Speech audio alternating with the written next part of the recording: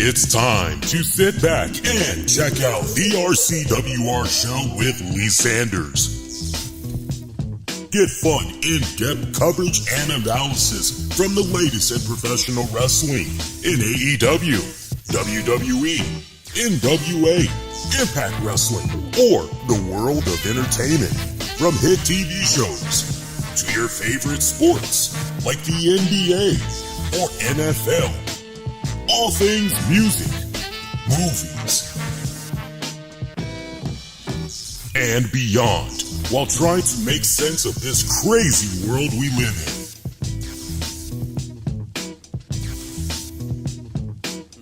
All while keeping it honest, insightful, and interactive since 2011. And now your hosts, live from the nation's capital of Washington, D.C., Lee Sanders.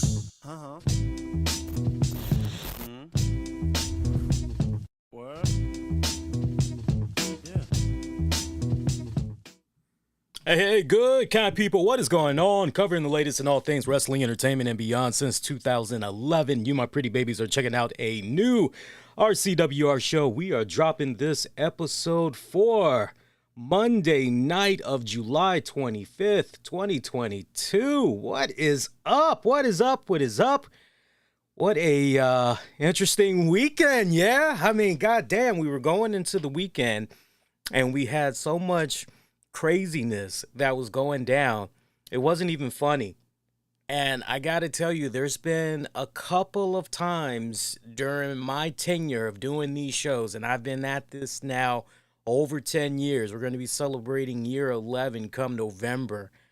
I've seen a handful of crazy what the fuck moments that just sent shockwaves throughout the entire wrestling community, but none quite as what went down going into the weekend with the whole Vince McMahon fiasco, as tonight was, if you want to get technical, tonight was officially the start of a new era, as I am dubbing it, get the Vince out, right? We had get the F out. No, it's get the Vince out, because this was our first WWE show. You know, some people could maybe say, but SmackDown, I would still say that SmackDown still had its fingerprints all over from Vince. I would more so look at this MSG show that we got off Raw tonight as really the first true, okay, here we go. We got some new people in charge, right? A new regime has taken over essentially. And, I'm curious what you all had thought about tonight's episode. I couldn't help but notice from the initial time the news went down and how it just dominated the weekend, to the amount of optimism that was among fans, right down to the point there were even people that had not even checked out the WWE product in a good minute, whether we're talking several months, a year, a couple of years, whatever the reasons were. that those fans stopped watching and supporting WWE on a regular basis when they even found out what was going on with the Vince McMahon news. They decided, okay, you know what? I got to see what's going on here with all of this now that Vince McMahon is pretty much right. He's over and done with. All right, now we got some new people in charge. Okay, let's see what's going on here. The curiosity was at an all-time high for some of these people. I felt that tonight's show overall, it had a interesting aura about it. It had an interesting vibe. I don't know if maybe curiosity at the core. I don't know if curiosity was really, but there was definitely an air of curiosity, fun energy, excitement as you were going into this episode. But I think we all can definitely be agreement. And I had put this out there. I was probably, if not the first, one of many that had said this online publicly, which is the real true test, the real story is going to begin the weekend after SummerSlam. Because all these story arcs, everything that's pretty much coming to a head right now with SummerSlam, we've pretty much laid down the foundation, all setting us up for going into SummerSlam. I'm most curious about that first Raw after SummerSlam, that first SmackDown in NXT after SummerSlam. I feel that is going to be the real true test. That's going to be the real curtain call as far as that hard reset goes, what we can expect for the weeks and months to come and everything, but that's where my thought process is in regards to that. But there was definitely a sense in the air of tonight of excitement, of curiosity, optimism, especially when you hear the stuff that had came about where Triple H held a talent meeting. And he pretty much had told all of personnel, just everybody that was within earshot of hearing his speech, if you even want to call it that, but basically, hey, we are going to have more transparency than ever before in this company. We are going to make sure everything is on the up and up with you guys. Those of you that have some type of a question, you've got some type of a concern, we are going to make sure that it is very easy for you guys to get the accessibility that you need to communicate whatever it is you need to communicate. Because remember, we've heard from different superstars that would do shoot interviews, drop by podcasts. We would hear these stories about how motherfuckers would be waiting for Vince McMahon for hours upon hours at a time just to get at least somewhere between 5 to 10 minutes of the guy's time. And they're waiting all fucking day, all freaking night to be able to interact with this man. And somehow, whatever thought process they had going in as far as what they wanted to say to Vince, by the time they would leave out of the office, he would do some Houdini stuff, and they totally weren't able to get off of their chest whatever they needed to get off of their chest, right? And then sometimes people just would not even be successful in getting that meeting with Vince McMahon. So to hear that Triple H, Paul Levesque, pretty much led this meeting talking about transparency. And you know what? Look, not for nothing, but yeah, in this day and age, as far as having that open line of communication goes, having a better, hey man, we got to be more transparent here. We got to. These people are putting their trust, their faith in us, and we got to make sure that we don't disappoint. We don't need to hurt them. We don't need to have them feel as though their trust and their faith in us is a lost cause, that they're going to do wrong investing it in us, right? Especially after all the crap that went down. What did I say to you guys a couple of weeks ago? If you've been checking out the shows long enough, especially within recent weeks, and shout out to those of you that had recently subscribed. I was checking out the audio stuff. I definitely was checking out what was going on with the webcast stuff. I saw a lot more of you guys have been subscribed in the past couple of weeks, last week alone. Appreciate you guys. Hope you enjoy your stay and all that. But I said to you guys just a matter of weeks ago, what I'm going to be paying attention to the most is if $1 if just $1 is unaccounted for with regards to Vince McMahon and this whole hush money ordeal, all that shit, if even $1 is not accounted for when it's time to open up those books, remember, I told you guys that. I said, that's the thing I'm going to be looking at. That's the thing I think a lot of you guys need to be looking at. Okay? Was he paying for a prostitute or, no, what he did, consensual adults and all that. But as fucked up as it, but it is what it is. It is what it is. It would be no different than if you and me were friendly with one another at work. You're married, I'm married, and, we both kind of want to play a little bit. We decide we want to play with each other. Okay, that's consensual. If a situation comes about where I take some of that company money and I decide, hey, I want to pay you. Now, you don't know I'm using company money, but if I decide I want to get you a Ferrari, or I want to get you, or if I say, hey, look, we really got to make sure that we keep this shit under wraps. I kind of feel bad doing what I did. It was obviously a boneheaded mistake. Had no business doing it. Look, just to make sure that, you're okay and I don't have to worry about you saying anything. I just want to do some nice, cool gestures for you. You're doing your thing in school, right? Let me give you a couple of $100,000 just to take care of you so you can definitely get your degree. Aren't you concerned about trying to find a new place to live? Okay, well, look, I'll help get you a house and, just my way of, right? But, look, if, you and me can still kind of hook up from time to time, I'm definitely down with that, right? So it's two adults just, right? But here's where the issue lies. Here's where the issue lies. It's one thing if I'm tapping into my personal bank account, my savings account, or my checking account, and I'm taking my money, right? My salary, I'm taking that, and I'm basically, but if I'm taking just $1 of the company's money, right?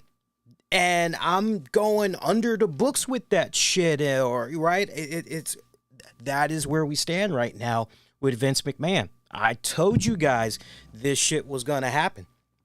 I didn't tell you guys this shit was going to happen. I said, if that's dug up, then that's it for this dude. And sure enough, that's exactly what the fuck. So see, now, in case you guys were there's a reason why. There's always a reasoning to the madness. I thought it was pretty odd because those of you that are well aware, usually on Friday nights, I'm doing my thing over at the 401 Mania site with the Rampage coverage, recap, and review and everything. So by the time I got in the house, I'm just a few hours removed from hearing the Vince McMahon news, and my wife was giving me the updates of what all she was able to come across, and she's telling me what's happening, and I'm reacting to what she's telling me and everything. By the way, you guys are going to love some of the stuff that she's going to have to say in regards to this, because I got to go back and listen to some of the recent episodes of Wrestling with the Topics, but I believe she went on record and said, yeah, I just don't think he's going to be able to survive this. I think this may be the end of him. And if she did say that, goddamn, she's 2-0 right now because her first on the spot, she predicted months before when it came to that Undertaker Last Ride special that we heard rumblings about. She said, Undertaker's going to make his fucking announcement of retiring during that series. I'm like, you think so? It's like, yeah. And then we had a little bit more time to think about it. We went into watching, I think, the first episode or the first two episodes, and she jumped out there and said he's going to retire during this. I'm like, get out of here. Like, no, why would he? Sure enough, she was right. She called her shit, man. She called her shot, and she didn't miss. So it's going to be interesting to hear what she has to say in regards to all this, because I haven't really been picking her brain like that too much. Normally, we'll kind of talk a little something, and then I'll just go, save it for the show. Just save it for the show. But, you going back to Friday, so I'm hearing all this stuff. I sadly did not watch SmackDown. To my point, I'm going afterwards, after I'm done with the Rampage coverage, I'm looking up the highlights for SmackDown. And I'm hearing how Stephanie McMahon had let little chant for thank you, Vince. It was a little 3-minute spot or whatever, and then that pretty much was it. You're going, well, damn, that's kind of really, that's it. This guy's been doing his thing with the company for over 40 fucking years or whatever, and this is how. Wait, something doesn't sound right. Okay, well, not for nothing. We got SummerSlam that's coming up and everything, but goddamn, you got WWE RAW happening at MSG. We know how much MSG means to Vince McMahon. Anytime he's able to do some type of a WWE event at MSG, I mean, that's home for him. I mean, it's very, very, just the memories, the sentimental value. You would have thought for sure we would have got some type of an announcement, surely, in light of what happened with Vince retiring, that we were going to get some type of celebration of Vince McMahon, a proper nod to Vince McMahon, while also stressing the importance of this weekend's SummerSlam. None of that whatsoever. I was even expecting, believe it or not, call me a foolish one, call me a foolish heart, to quote one of my favorite Steve Perry songs. But I even was expecting during tonight's Raw broadcast that maybe we were going to get a proper send-off for Vince McMahon, the Raw after SummerSlam. I was ready to see some type of a little promo / vignette on that shit. And we didn't even get that. So that was before we got the report that we got earlier today about the, the SEC filing or whatever from WWE. We'll talk more about that in a hot second, but I'm going, wait a minute, something doesn't feel right here if we're not even going to really give this guy the proper send-off, because when this guy entered and he took over his father's company, and then he went out there and he was buying up all the fucking territories and even trying to convince some of the hottest prospects that he saw that would undoubtedly become major superstars, and figure out a way to harness them and really make things explode for them, but also for his vision of wrestling and everything. You know what I'm saying?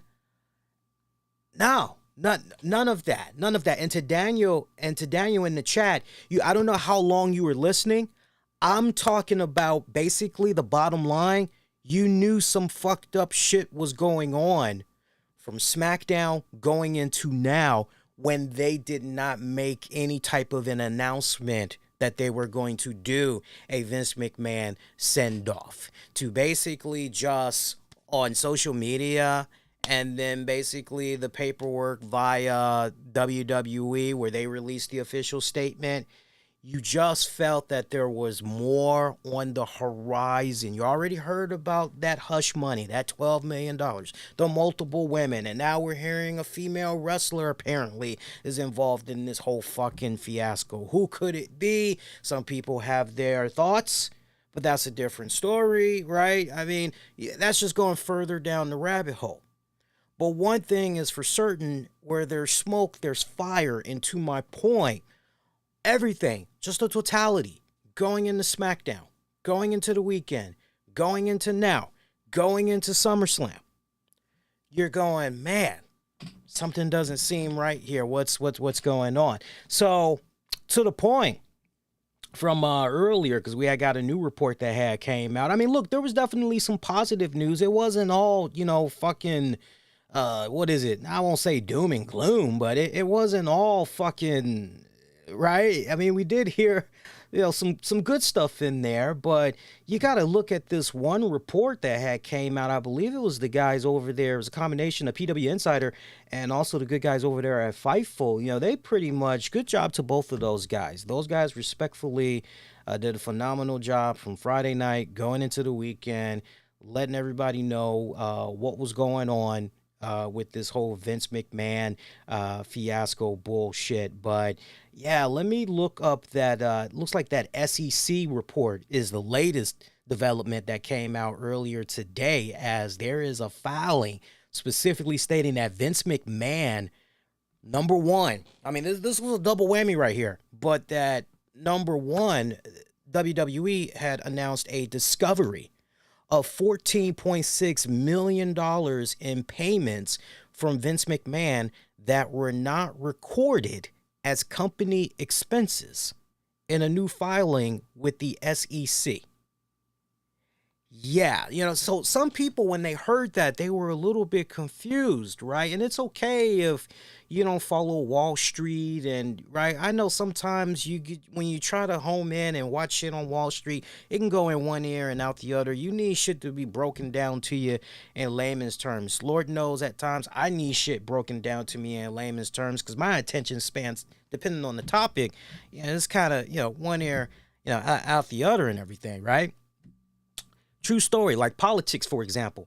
I really didn't start giving a damn about politics until it came to the late Tim Russert of Meet the Press. Shout out if you guys remember him. I thought the way that he broke it down was cool. He broke it down in a way where you could just honestly see yourself having a beer, having a steak with this guy, talking sports, because he was a major sports fanatic. Football, all that. Way he would break down politics, very fucking easy. Very fucking simple, right? But in layman's terms, there is basically money that, well, wait a minute here. We got this 14 point. Okay, this isn't, okay, we're tracing the dots. We're going back. We're cross-referencing. We're doing our homework. This 14.6 million, this has nothing to do with Vince McMahon's salary. This money that apparently was, I'm seeing some type of miscellaneous, but it's not, it's under the books, basically. Layman's terms, it's under the books, basically. It's not accounted for, right? I mean, this sounds like some Daniel Snyder, Washington Commanders type of shit from some weeks back when, I won't even go into that whole spiel. You just got to look that. But this sounds like some Daniel Snyder level type of conspiracy bullshit when it's all said and done, all right? But, yeah, this $14.6 million in payments from Vince McMahon that were not recorded as company expenses. Again, a new filing with the SEC.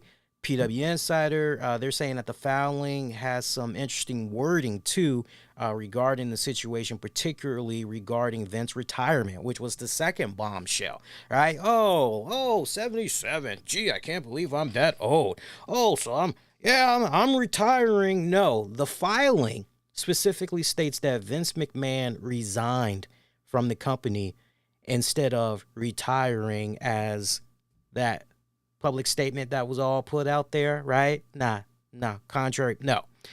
So WWE, though, they could be, apples, oranges, tomato. It's the same thing. No. There's a big difference between resignation, right? Retiring and resignation. Okay. And for our younger listeners out there, because we do have younger listeners out there, right? So basically, when you resign from a position, right, layman's terms, you're being put in a position where, hey, look, we feel this job really isn't a good fit for you. We want to save you some dignity because at this point, we got enough ammo. We can fire your ass. But if you were to resign, I mean, it's still kind of, but if you were to resign, we wouldn't have to fire you. So what do you say? Right? And typically you'll get, okay, well, I'll go ahead and I'll resign. No problem. I'll quit. No problem. Retire, self-explanatory, right? I mean, layman's terms, if I'm missing anything I need to add on top of that, I'm sure I'm reading the guys, all of y'all in the chat right now. So I'm sure you guys will let me know if I need to add anything on top of that, right? But some people will look at that and say, apples to oranges, But one thing is for certain, Vince is done. He's no longer the CEO. He's no longer the chairman.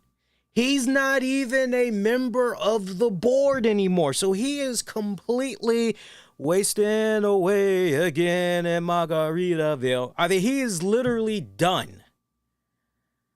The only thing that Vince McMahon has left is pretty much whatever remaining stock in WWE, and you fill in the blanks. I mean, he has literally become Gene, the Cinnabon manager from Better Call Saul. Shout out if you have watched Better Call Saul tonight. Fantastic new episode Won't get into any spoilers. If anything, we'll talk more about it on Tuesdays, Wrestling with the Topics and everything.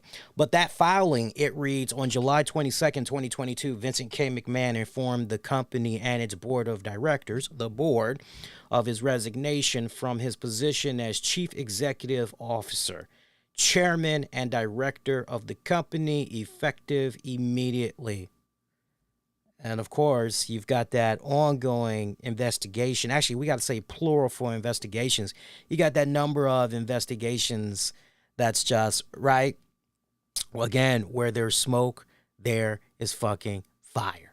So you got all that shit that's going on. Now, in the process of all of that, you've got some exciting news where Triple H has been appointed to take over the WWE creative, as WWE confirmed that rumor that was out there themselves, putting an official press release out there. As the company confirmed his status, you also got Stephanie McMahon, Nick Khan.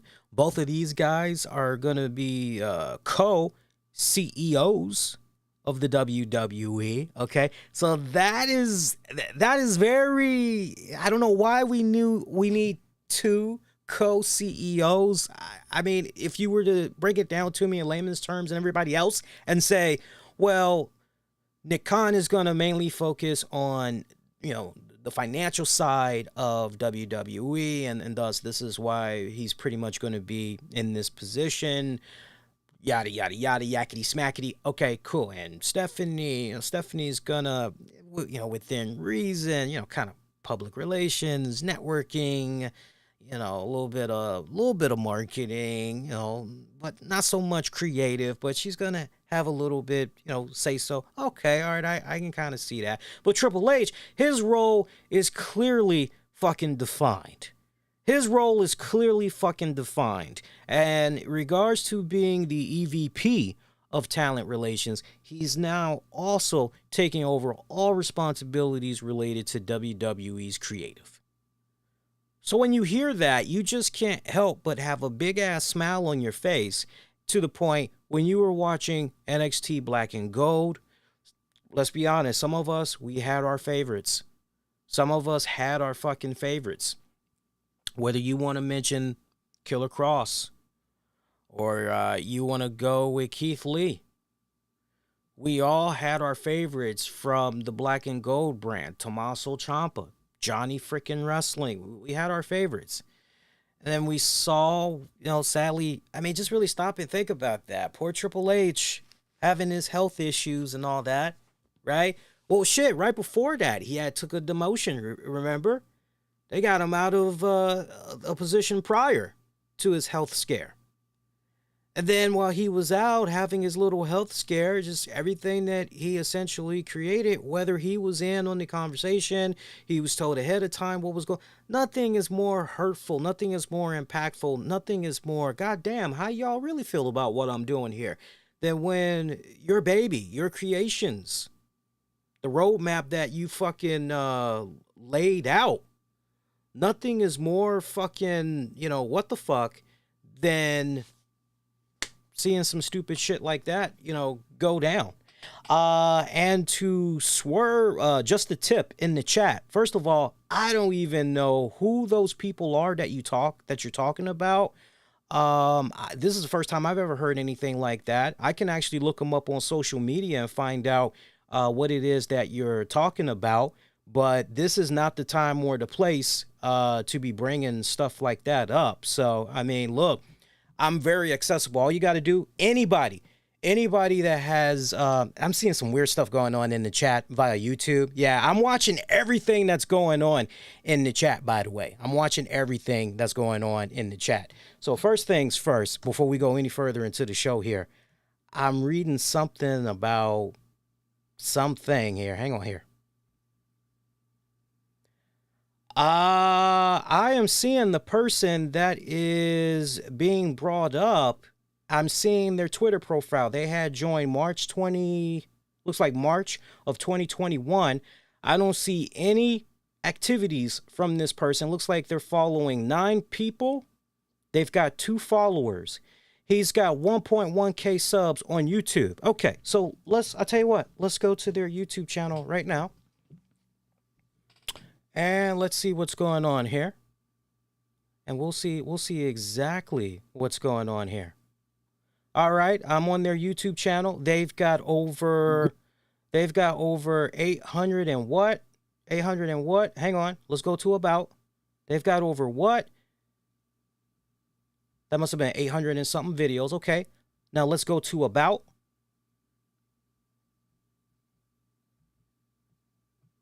Nope. I am not showing at my end that respected channel.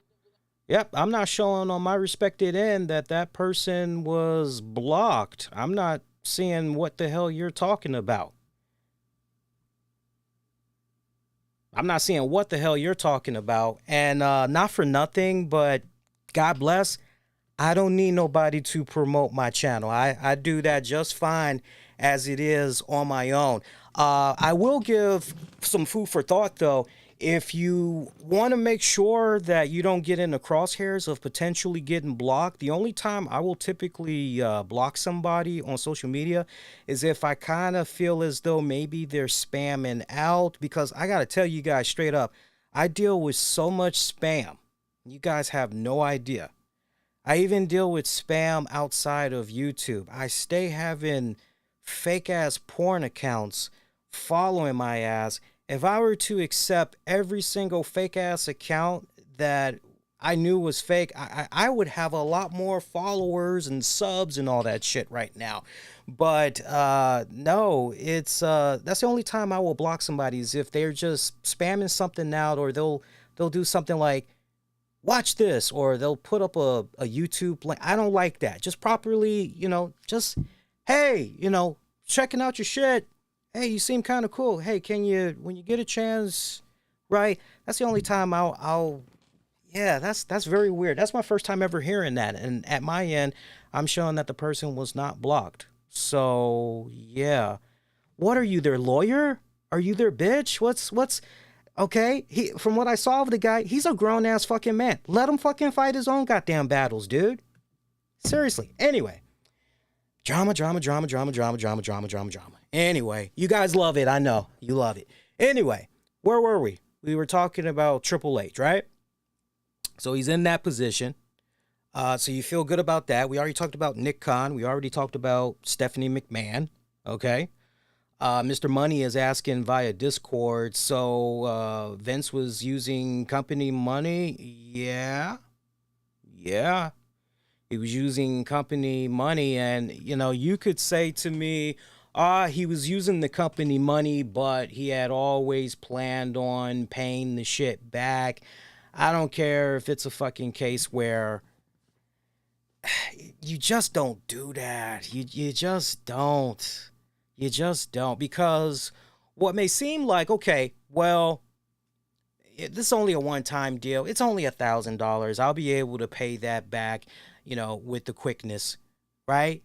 Then next thing you know, $1,000 turns into $5,000, and then $5,000 turns into 10. You guys get it, okay? And then next thing you know, you're in this weird situation where, man, it's gonna take you a good long ass fucking minute to be able to pay off XYZ.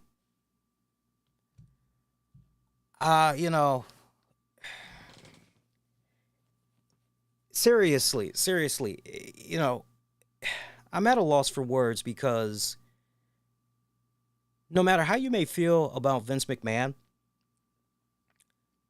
I think all of us would definitely be in agreement. Wow. To go out like this, to go out like this, after he pretty much was coming off for years and years and years, I'm like Ric Flair, I'm never retiring, right? I'm either going to die in the ring or I'm going to die at the gorilla position. Fuck this, right? Like, I'm never retiring. Over my dead body, that's when Triple H and them will take over. Over my dead body, that's legit the vibe this man gave you. And to basically go out like this, I'm not saying you got to give this guy a pity party or some shit like that. I'm not saying that. What I am saying is, when you get up there in that age that Vince McMahon was able to obtain, it continues to obtain. More and more, you start thinking about what's going to be your legacy. More and more, you start thinking about, okay, what are people going to say about me when I leave this earth? You know, those that know me and know me well, how are they going to communicate the man I was behind this character or behind the scenes? You know, how are they really going to translate it to the public, you know, my true character, right? And to have this kind of controversy, you know, almost just kind of out of thin air and just kick you in the ass like that, it's embarrassing. That's my whole fucking point. It is fucking embarrassing. And then the people that essentially have to come along and clean up your fucking mess. That's the other flip side to this as well. Is think about that for a second. Originally, Stephanie McMahon was taking a sabbatical from the WWE. You're going, oh, okay, right? You had already heard what you heard about Triple H, but right before Stephanie had made the announcement about her taking the fucking sabbatical and all that, you had already heard the rumblings that Triple H was coming back. He was, you know, getting more and more, you know, power, but, you know, he was back in full effect, not at the rate that it ended up becoming as we were getting ready to go into the weekend. But you're hearing, oh, okay, so he's back, but now Steph is getting ready to take this sabbatical. Oh, okay, all right, cool. And then all of this shit goes down. And, you know, it's, you know, and to Bradley in the chat saying going public was the best and worst thing he ever made. He made an insane amount of money, but he had to answer to people for the first time, and it didn't. No, understand something. Vince McMahon, if he wanted to, and he did, up until he said, fuck him. When all the reports had initially came out some weeks back, he's, you know what, fuck him. That's what he said. He said, fuck him. If he wanted to ride this out, he could have easily rode this out. I do not believe that going public, you know, I know that take you're spinning too. I know that take. I know where you've got that take from. I'll say that nicely, because I'm not throwing you under the bus or anything, Bradley. So don't take it that way. But I know where you got that take from. I can tell who's legit thinking for themselves and where they got a little bit of inspiration. So I know where you got that take from, which was a great take. It was a great take, but I don't look at it that way. I don't look at it that way. Gordon Gecko, is it, from Wall Street? Greed is good. Greed is power. Greed is what got the best of Vince McMahon. That's what ultimately did him in. And sure, you know, hey, this is my company. I can borrow, you know, it's my company. Yeah, I'll be able to pay that off, and, you know, yeah, I'll just designate to this person to do XYZ to make sure that this never finds the light of fucking day, and, you know, by the time maybe this does come up, it'll already be taken care of. It'll already be paid off. Don't have to worry about, you know, make no mistake about it. Look, I don't know who the fuck Vince McMahon pissed off, but he pissed off the wrong motherfucker, because somebody acted as a mole, and they basically said, okay, you gonna do me in like this, huh? This is how we gonna play the game? All right, well, I got something for that ass. Because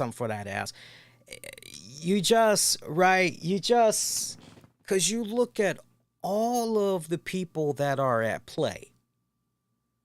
By the way, my guys over there at Soup, they did a fantastic job of just them, and I got to give Cornette and Brian. They did a good job in documenting all the people that pretty much make up the board, right? And these were essentially people that, when it was all said and done, these were essentially people that somehow got handpicked by McMahon. So, you can say, we got this board of directors. We got, yeah, you do.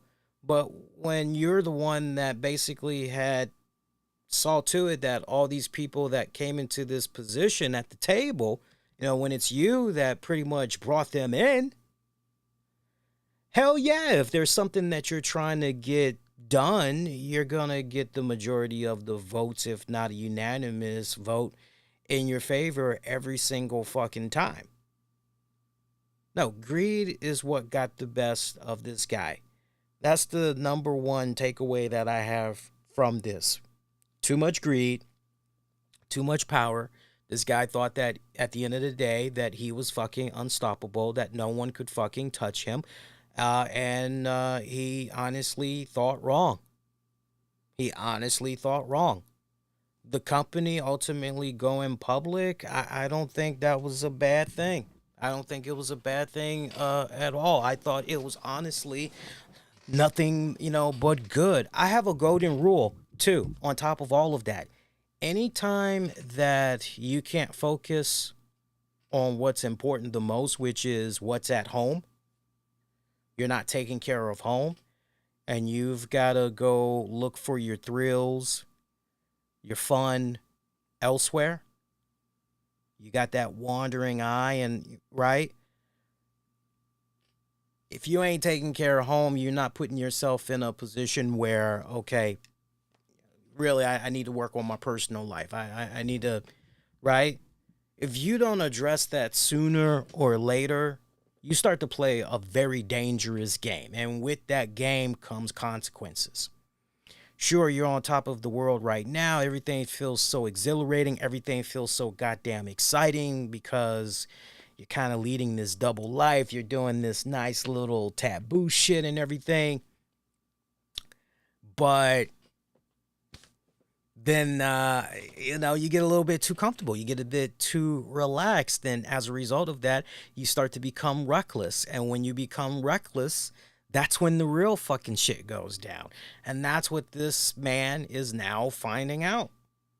Plain and simple. That is what he's now finding out. It's just sad for his respected legacy. I would like to believe that if Vince Sr.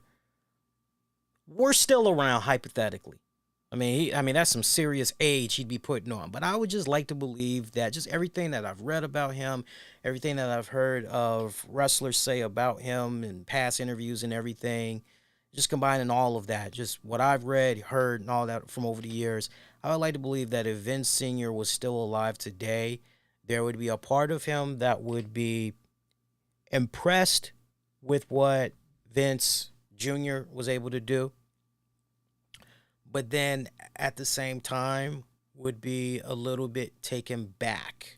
Like, okay, this is great. This is great that you were able to accomplish all of these things. That's great you were able to do this with the company, but at what cost?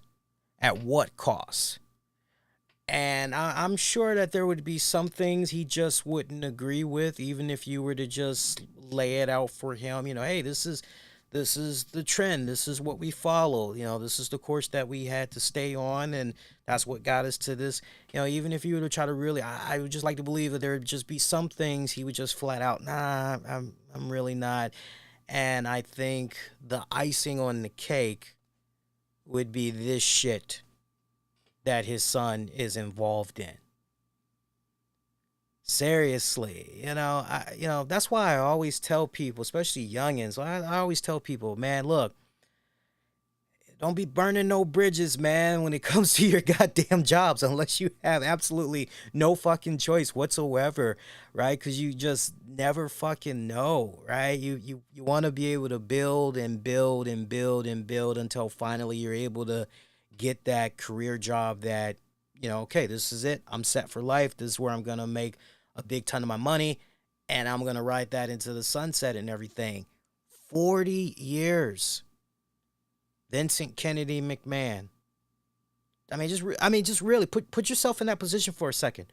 40 years. This is all you've eaten. You've slept, right? You breathed. You shit. 40 years. And this is how you go out. You don't go out in no glaze of fucking glory. You don't. Yeah. Sad. It's just sad, I feel sad about the position. I don't feel sad about the man, if that makes sense. Because he had it coming to him.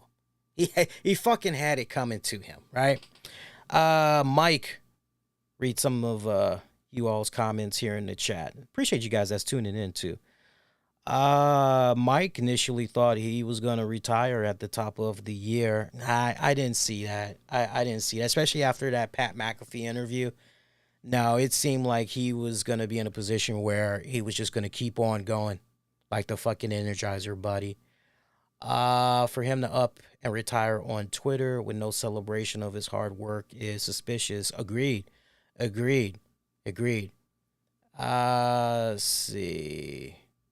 What if it's Sasha Banks? Mike, you're not the first one that's brought that up. I've seen a lot of interesting chatter here and there. Sasha Banks' name has been picking up a lot of steam as some of you guys are toying with the idea that maybe Sasha had some type of affair with Vince McMahon. And boy, if that was the case, that puts a whole new meaning to that Stone Cold broadcast, does it not? Oh, Vince and I are friends. What was that line she had during that joint where she was saying that, yesterday she was eating pizza and now she's eating steak and, prime rib with Vince. Remember that? Remember that line? What if it was Sasha? What if the wrestler in question was Sasha?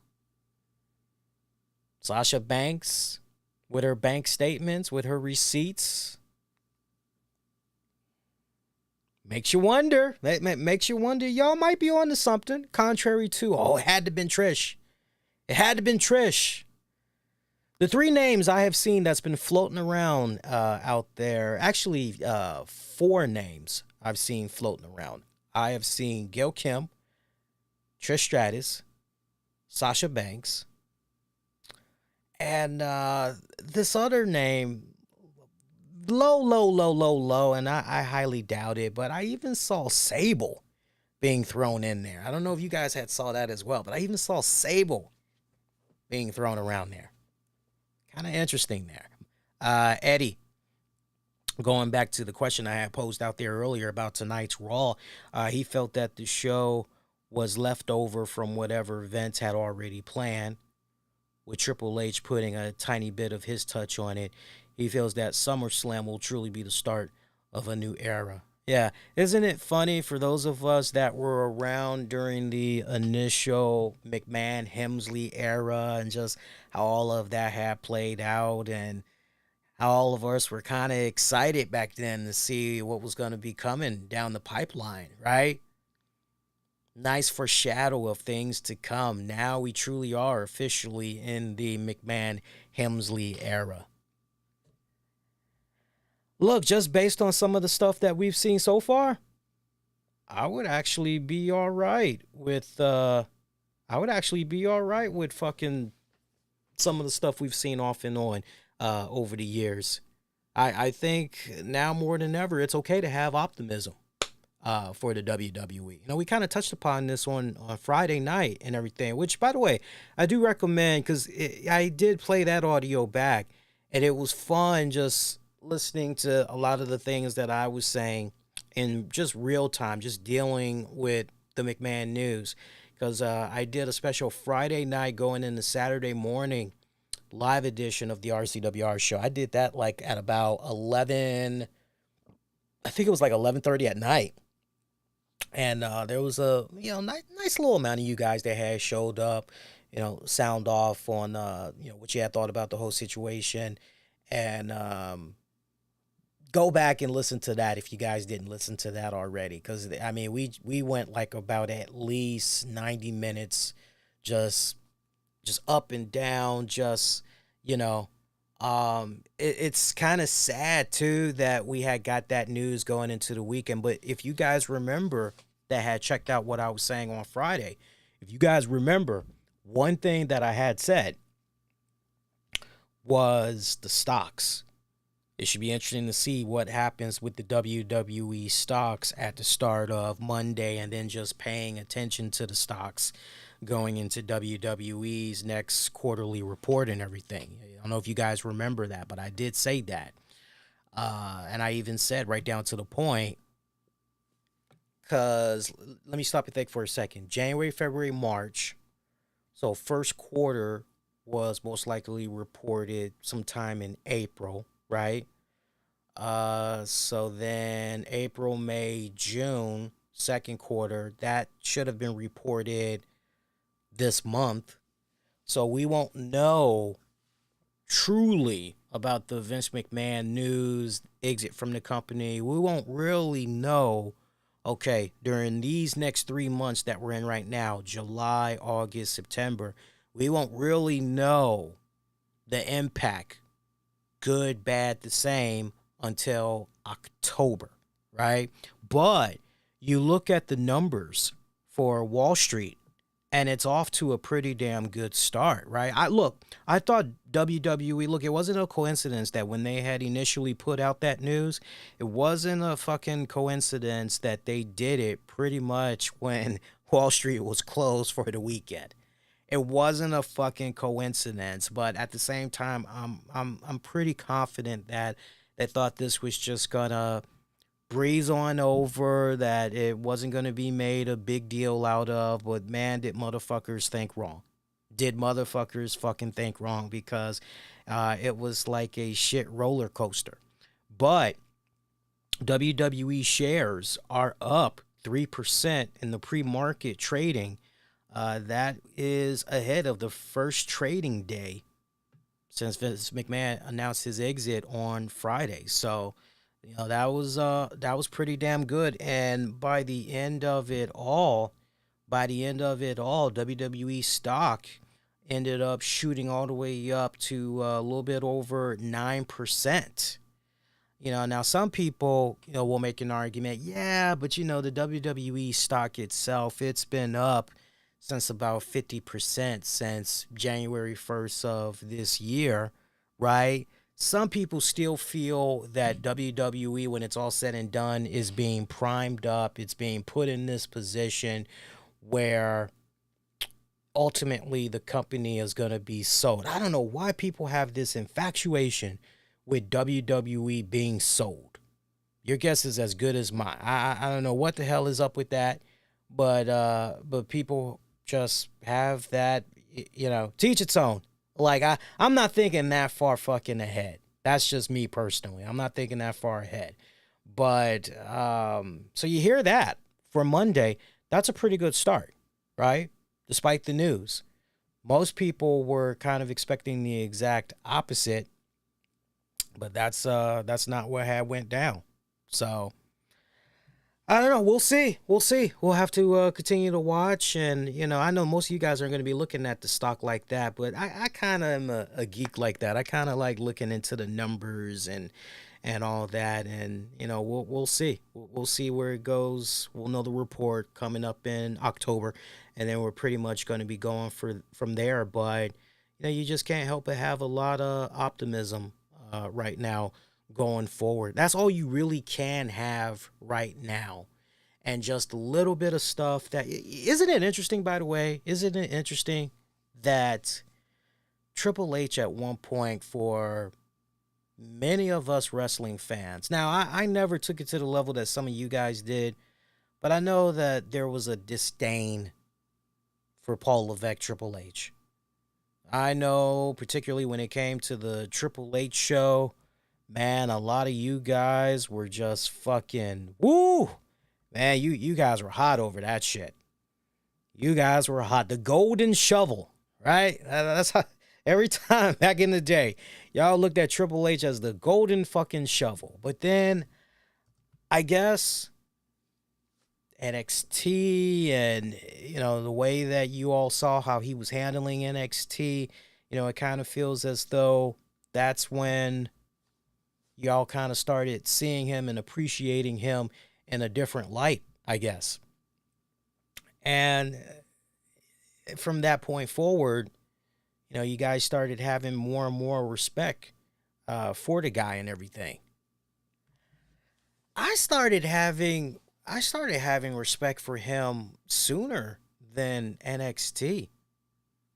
Sooner than NXT, actually. If I were to try to pinpoint exactly when I turned a new leap of faith on Triple H, it was probably when, I'll tell you what. I know the answer, but just so we can touch upon some other topics, including tonight's Raw, how about I save that for Wednesday? I mean, unless you guys really want me to bring up when it was the turning point for me, then I'll go ahead and I'll go there on this episode. But yeah, for a lot of you guys, man, y'all hated him with a fucking passion. But once the NXT came around, you guys were like, nah, he's all right, man. He's actually a big wrestling fan, just like us. I remember that because back when NXT was pretty heavy on the, the indie guys, some of the indie favorites. You guys were like, oh man, he's actually all right. He's actually fucking cool. And rest is pretty much history, right? So I guess now we got to talk about WWE RAW, right? Yeah, it wasn't bad. I mean, I'm just saying, look, appreciate this episode for all it's worth, because when it's all said and done, I see we're about almost 56 minutes in. There really hasn't been any other news that's been going on, right? I mean, we pretty much just talked about the main meat and potatoes, so I'll definitely put the ball in your court as we go along in the show. But, if there's certain aspects you want for me to bring up, or if you got a question in regards to the Vince McMahon shit, or you want me to look into the crystal ball, thinking a little bit more about, what's to come, SummerSlam, whatever, you guys can definitely sound off on that and pretty much go from there. But, yeah, let's keep right on rocking and let's keep right on rolling here. Isn't it weird, as long as I have been doing this fucking show, it's always a first. It's always a first. I'm still just thinking about from earlier, just the drama that we had got a few minutes ago there. Look, you guys are some grown-ass motherfuckers. If you got an issue with me, please don't have your fucking little Boy Scouts. Be a fucking man. Have a set of balls. I'm not that hard to find on Twitter, the Facebook, email even. Jesus Christ, it's weird. It's like, what are we, 12 years old? And what is it, like third? What the fuck? Jesus Christ. I'm too old for that shit. I have no patience for that. I'm in my 40s. I have no patience for that shit. I have a lot more going on than, you blocked my boy. My boy, you blocked my boy. Look at my boy. You blocked my beautiful boy. When I don't even know who the fuck your boy is. I be on a blocking spree of fucking spam bot motherfuckers all goddamn day, doing voiceover work, working 2 jobs, working on my college degree. And I'm supposed to lose sleep over supposedly blocking somebody that I have no fucking clue who we're talking about. Wow. Jesus Christ. Anyway. Ashley Bizarro. Here's the thing that sucks about that. If Ashley Mazzaro is one of those people, here's the thing that sucks about that. She's no longer around, and she sadly cannot speak for herself. And anything, right? It's pure speculation, right? It's pure fucking speculation. Interesting. Very, very interesting. Let's leave that alone. Let's leave all that alone. Come on, let's liven up the mood a little bit. We did have a decent Monday Night Raw when it was all said and done, right? I mean, it was an enjoyable episode for the most part. I gotta say. And despite the fact that I was enjoying a new episode of Better Call Saul, I couldn't help but find myself every single commercial break. I was curious what was going on with Raw. This was the first time in many months that I was flipping channels, just going back and forth between Saul and Monday Night Raw, and I actually had enjoyed this episode for what it was worth. I actually had enjoyed the episode. I liked how things had opened up with Miz and Logan Paul brawling, like literally right before Raw came on the air. Because by the time the show actually came on, we basically are seeing these guys get pulled apart. You're kind of wondering, what the fuck did we miss? So you know what? They did good opening in pretty hot like that. I personally felt. And they should have left it alone after that. But they just had to have Logan Paul come out later on during the night and do his little impulsive TV, trying to have Miz come out so they can pretty much pick right back up where they left off. You're looking at this impulsive TV segment and you're going, okay, so my man Logan Paul was able to take the time out to go backstage, gather his feelings, gather up his composure and everything, change clothes, put on a nice little suit, all that other shit, right? He's got like almost 2 hours to cool the fuck off, basically. And he comes out and he's wanting to do a talking segment with Miz. I didn't quite understand. That's just the way it came off to me. I'm not sure how it came off to you guys, but it came off to me as, we're really inviting this guy out here to talk. You're dressed up, you got a microphone in your hand, and we're supposed to talk. I didn't like the way that was executed. That was kind of silly for me. Now, look, granted, some of us can say, old man, McMahon residue still on that.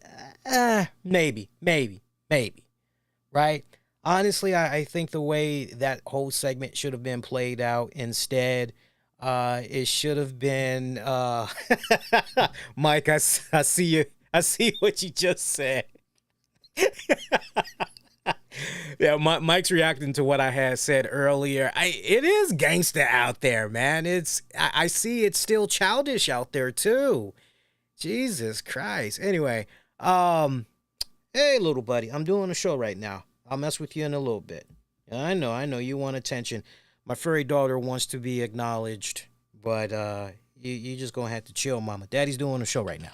So I didn't like the way that was set up. I think instead they should have had Logan Paul come out there. Maybe you could have had a couple of officials try to grab on him, have the color commentator say, what the fuck is Logan Paul doing out here?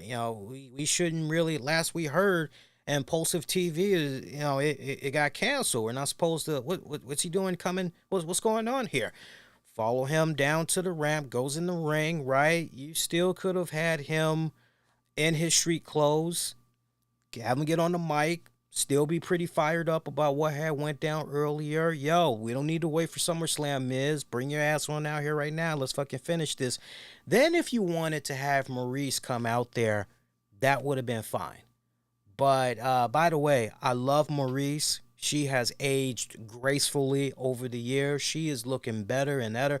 Man, I don't care how many kids this woman is pumping out there. I mean, it is doing her body banging fucking good. I mean, seriously, mama thickums. Yummy. Love it, right? But as much as I have been I've been a Maurice fan for many years. But even I have to admit, that was a pretty weak segment that they had her involved in with Logan Paul. I wasn't a fan of that whatsoever, even to the point of having her deliberately fumble over her words of saying genitalia. I wasn't a fan of that whatsoever. That seemed like McMahonism right there to me. Just have her come out there and rather than she says balls, just have her keep fucking up the word genitalia. Just Jenna. So I wasn't feeling that. And I think you guys would admit there were certain McMahonisms, right, that were just to the point. Again, you know what? Once SummerSlam is done, that first set of WWE shows for that new respected week, that's what we got to fucking be paying attention to, right? That's what we got to be paying attention to. But very weird. Very fucking weird. Didn't like how all that was set up. Ultimately, this was a ruse where Miz got the jump on Logan Paul once again. Tommaso out there getting him another helping of Logan as well. Again, this brings up the question, okay, so who's going to be in Logan's corner? What type of support is Logan going to have going into SummerSlam? Because for all intents and purposes right now, it looks like it's a numbers game right now, and looks like he's going to be on the losing end of it. Also, another thing that was really established tonight and made crystal clear in my eyes has been the way that Logan Paul has been booked so far. They're trying so hard to get this guy over as a babyface. And as I always tell you guys, you want to know what's going on with some of these upcoming stars? Put them in front of a really good respected crowd, like a New York crowd, like a Chicago crowd, like a Philly crowd, a DC crowd, a Maryland crowd, Jersey. Put them in front of those towns, in those respected cities, and see any storylines. See, the crowd is not feeling Logan Paul, be it as a babyface or just in general. Me, I'm just not feeling him as a babyface. His natural calling, his natural knack is as a heel. And hopefully a lot sooner rather than later, WWE will flip the script and they'll entertain that, because I think he would actually be a pretty damn good heel, all things considered. So, yeah, that somewhere sandwiched in, you almost forgot about it, but somewhere sandwiched in there is Rey Mysterio's 20th anniversary, right? Look, appreciate Ray. Don't get me wrong. I appreciate Ray. How I wish that could have been John Cena, but you know what? All things considered, I'm kind of happy the way things landed, right? John Cena got Laredo, and Ray gets Madison Square Garden, right? It didn't go over the whole Fiesta Forever celebration of Rey Mysterio. It didn't quite go over the way I thought it was going to go down. I don't know if anybody else was a little bit disappointed. I mean, technically, we pretty much had got what, guys? Maybe 2.5, potentially 3 segments. I'm talking about match itself and then what was going on backstage with the little fiesta for the Mysterios. But was anybody else a little bit disappointed with that? Did anybody else feel shortchanged with that? Because I was under the impression throughout the whole 3-hour broadcast, we were going to be reliving some of Rey Mysterio's best moments from his career. Maybe we were going to see some new interviews. I mean, look at the way they were able to get all those stars, even some of the AEW guys, to be able to say some stuff for John Cena. I thought for sure we were going to get some new, fresh shit that was going to be applied all throughout the broadcast, and people were going to bring up some of their fondest memories. Basically that same level of detail that was given to John Cena some weeks back. I was under the impression that was what we were going to get with Ray.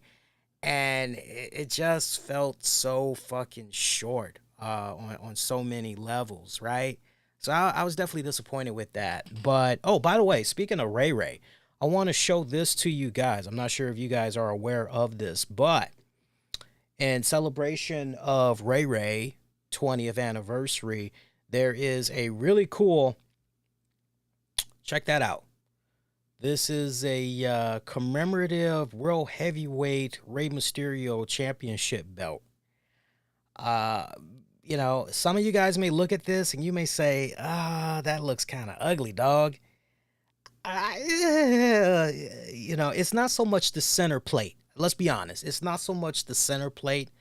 I think for some of us, we can honestly look at the belt straps. And if you guys want to check out the YouTube stream real quick just to see the title, or better yet, you can go to shop.wwe.com, and as soon as you land on the website, you guys are going to see Rey Mysterio on there. Just click on Rey, and then you'll see the championship in question. It's not so much the center championship. It's not so much the center plates. I don't have an issue with those whatsoever.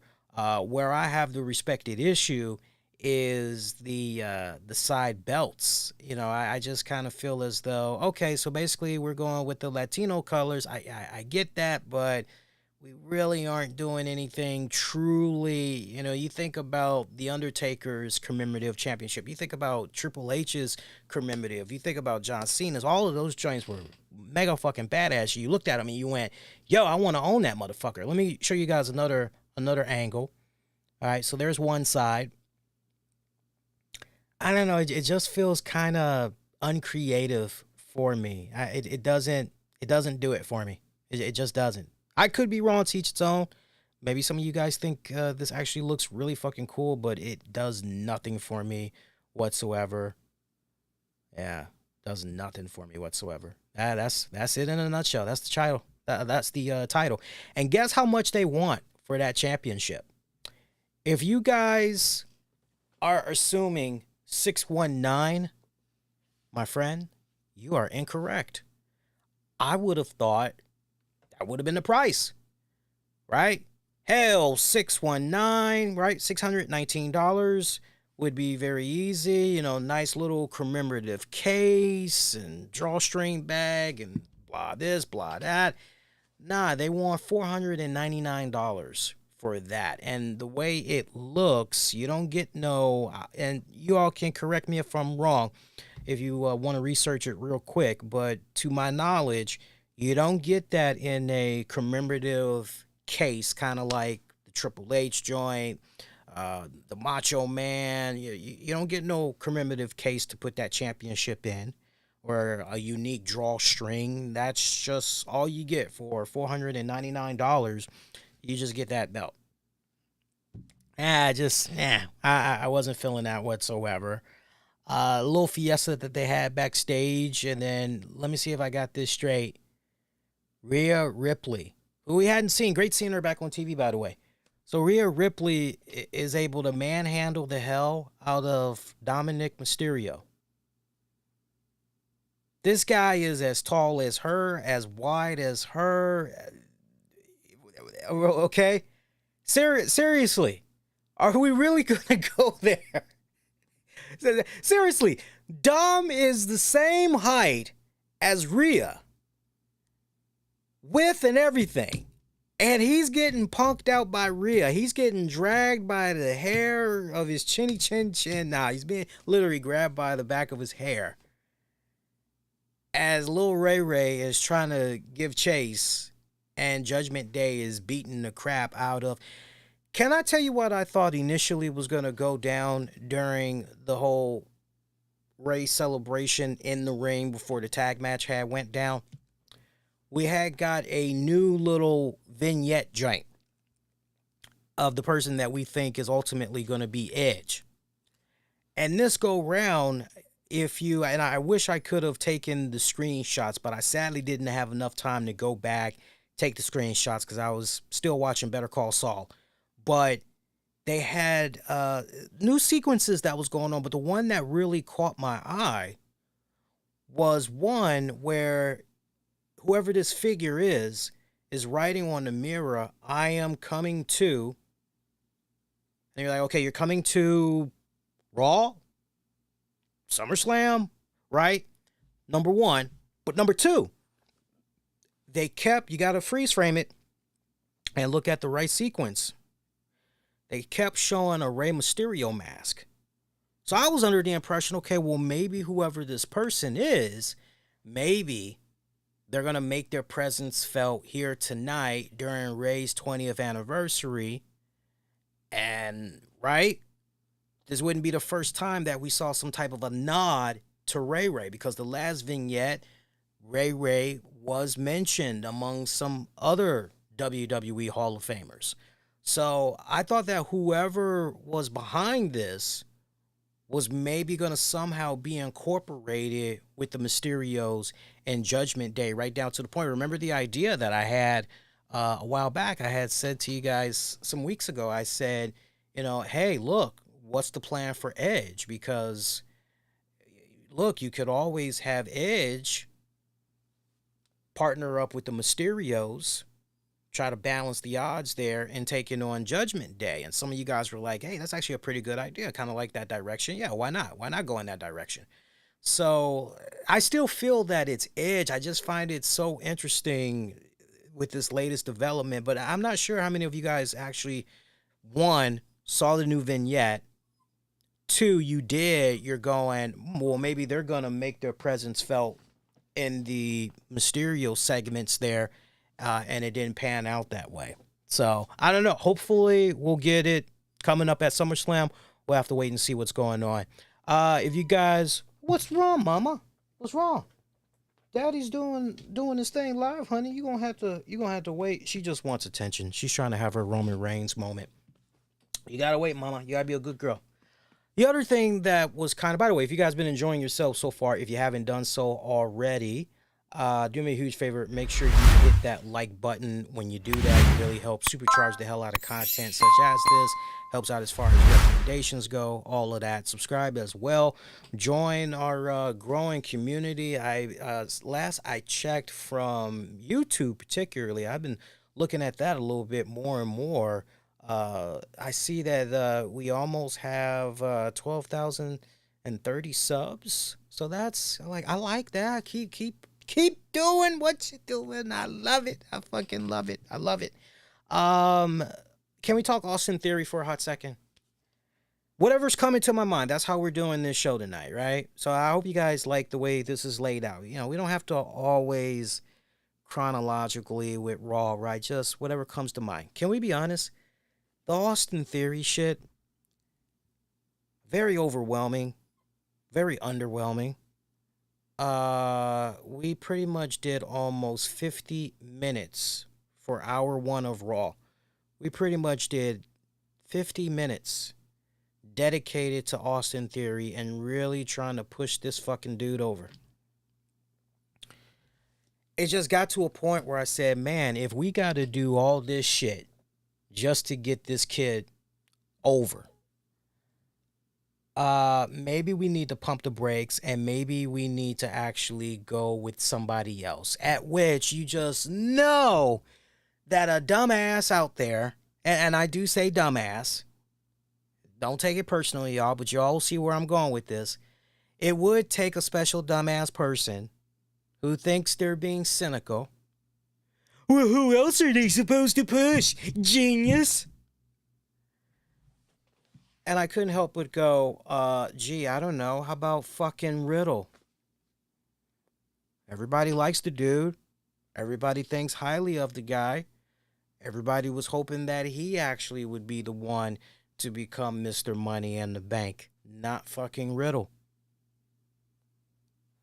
There's your young, up-and-coming fucking star, right?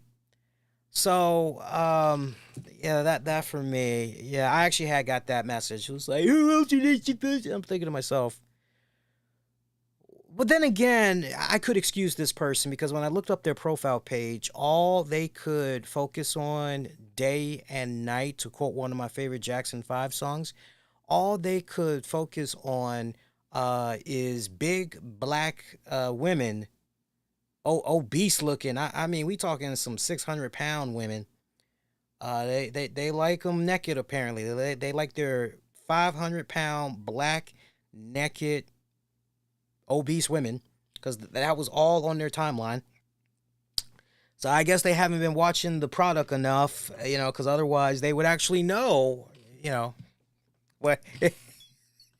It's like that on social media, y'all. There are some weird motherfuckers out there, man. There are some weird motherfuckers out there. It's crazy. It's crazy.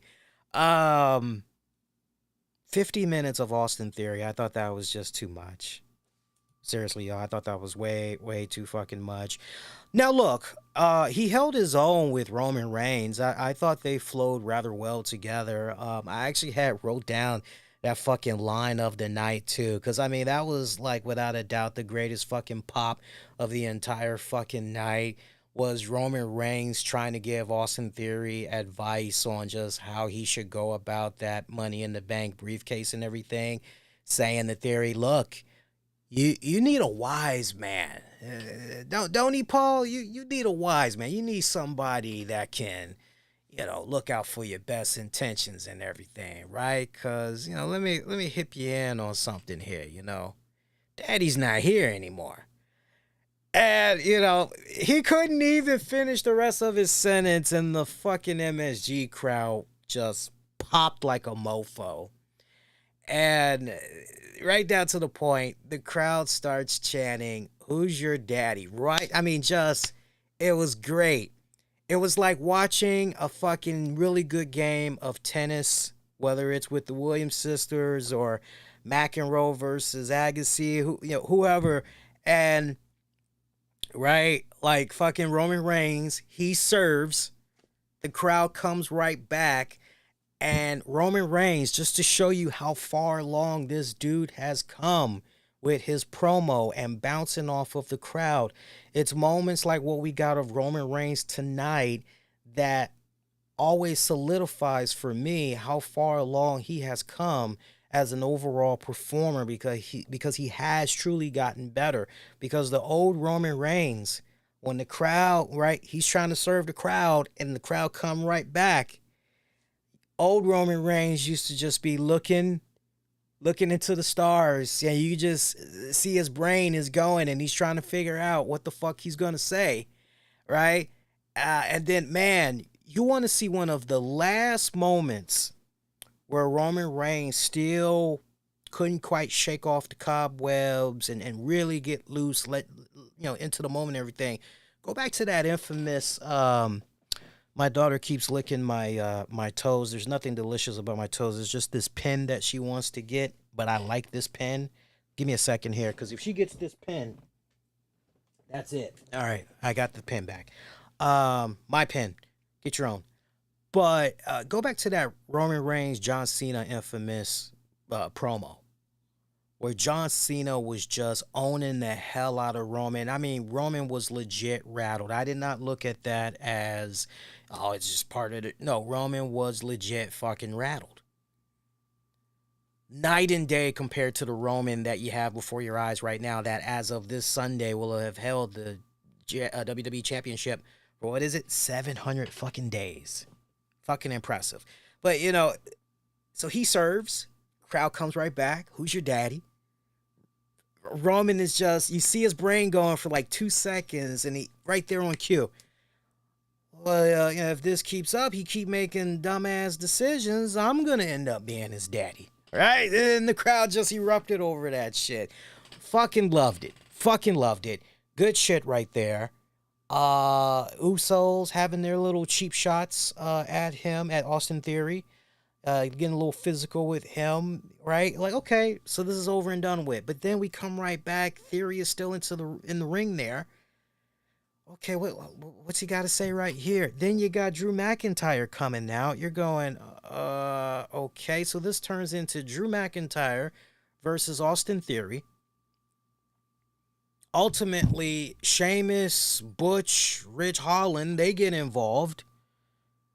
As somehow Lashley is intertwined in all this. He comes in there for the save, trying to help out Drew McIntyre. You're going back to the long, rich history that Lashley and McIntyre had, right? Like, wow, like you guys are now finally on the same page after all this time. We're led to, then we come back. It's a tag match, because apparently what went down in that singles, that pretty much just ended in a double DQ, you guys think? Was that a double DQ or a no contest? But then it turns into a tag match with Lashley, Drew taking on Sheamus and Theory. So, I mean, this first 50 minutes, they were working their magic trying their best to get this Austin Theory kid over. And all I could just look at as I was seeing all of this play out before my very eyes was two things. Wow, you've got to do all this fucking hustling just to try to get this fucking dude over. I mean, you are giving him the early Seth Rollins with the authority treatment right here. The way you've got all the supporting cast members intertwined with this guy. Even Dolph Ziggler getting involved in there in the final moments. Remember that? Dolph Ziggler at ringside. Rinse, repeat, much like the other weeks. This time he's got Theory's phone. What is so goddamn that's on that phone that Theory has to fucking stop what he's doing? About to win the match. He's got Lashley in a great position.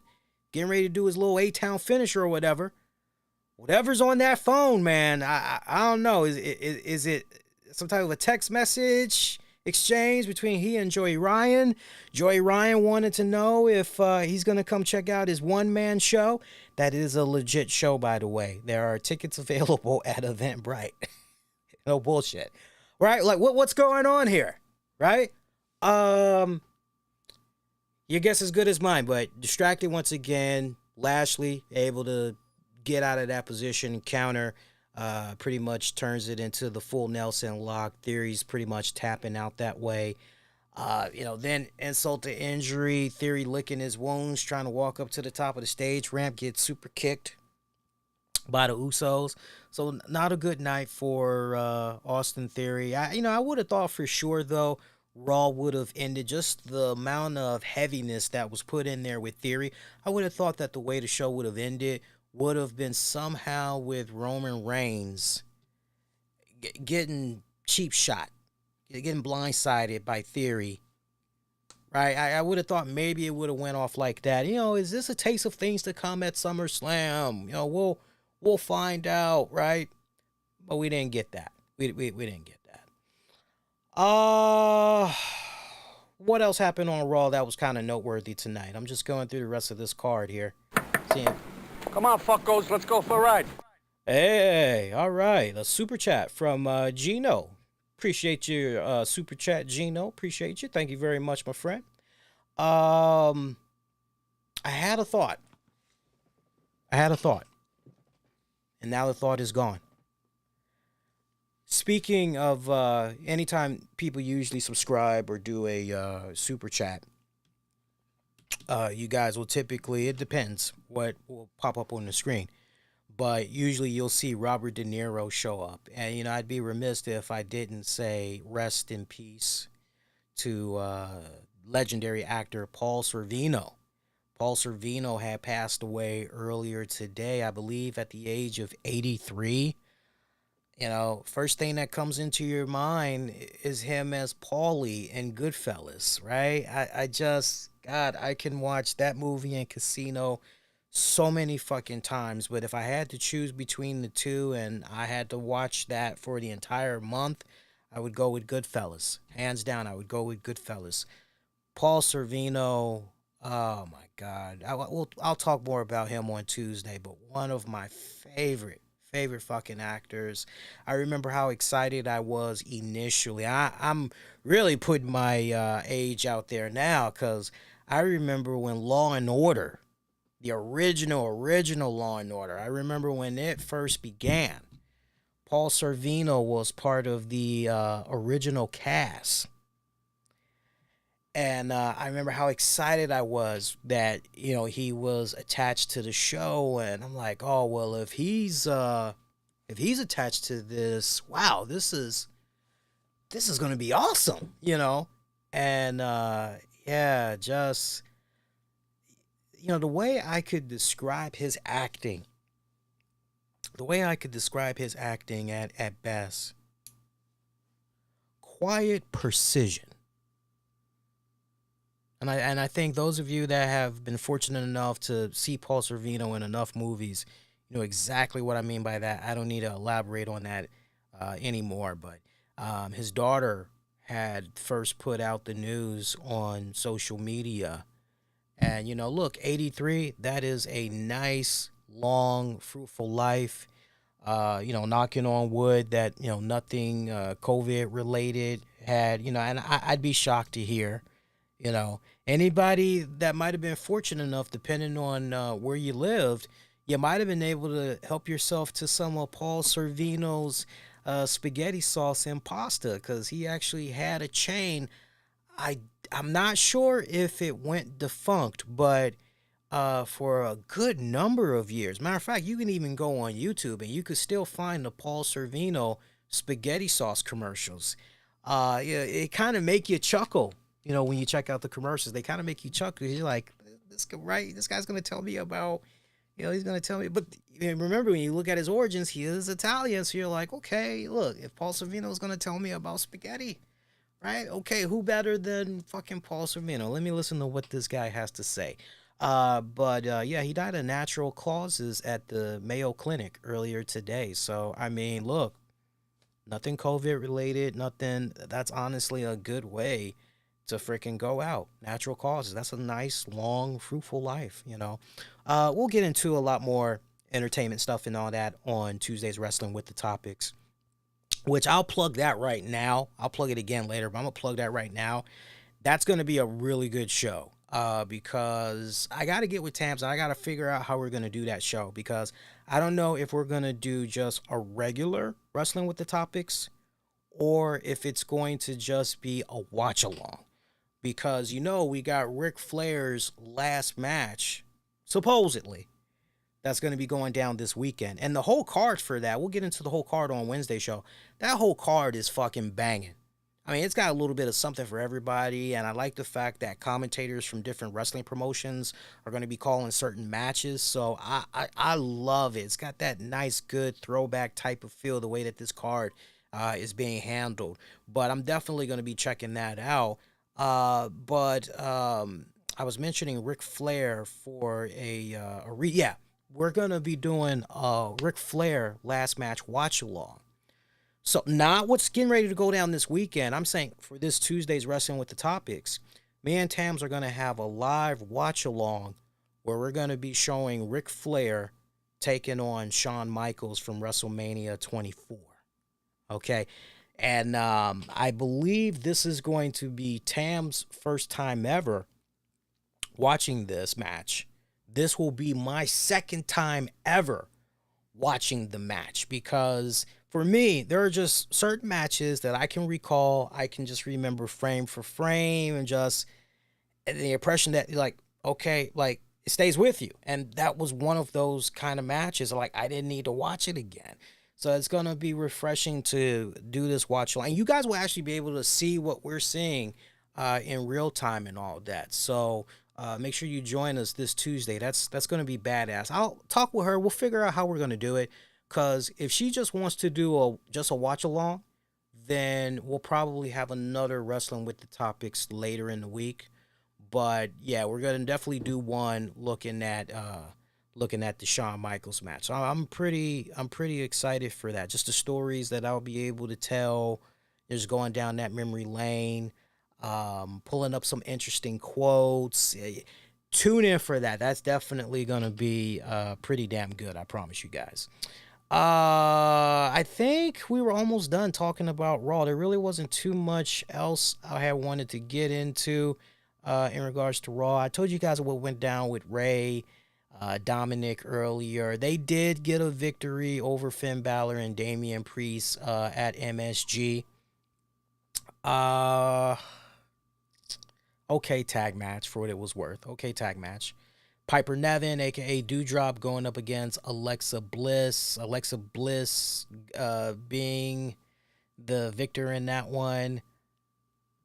I guess what they're trying to do right here is build up Alexa Bliss potentially as a future opponent for Bianca Belair. It sure as hell feels like that is maybe the direction that we're going.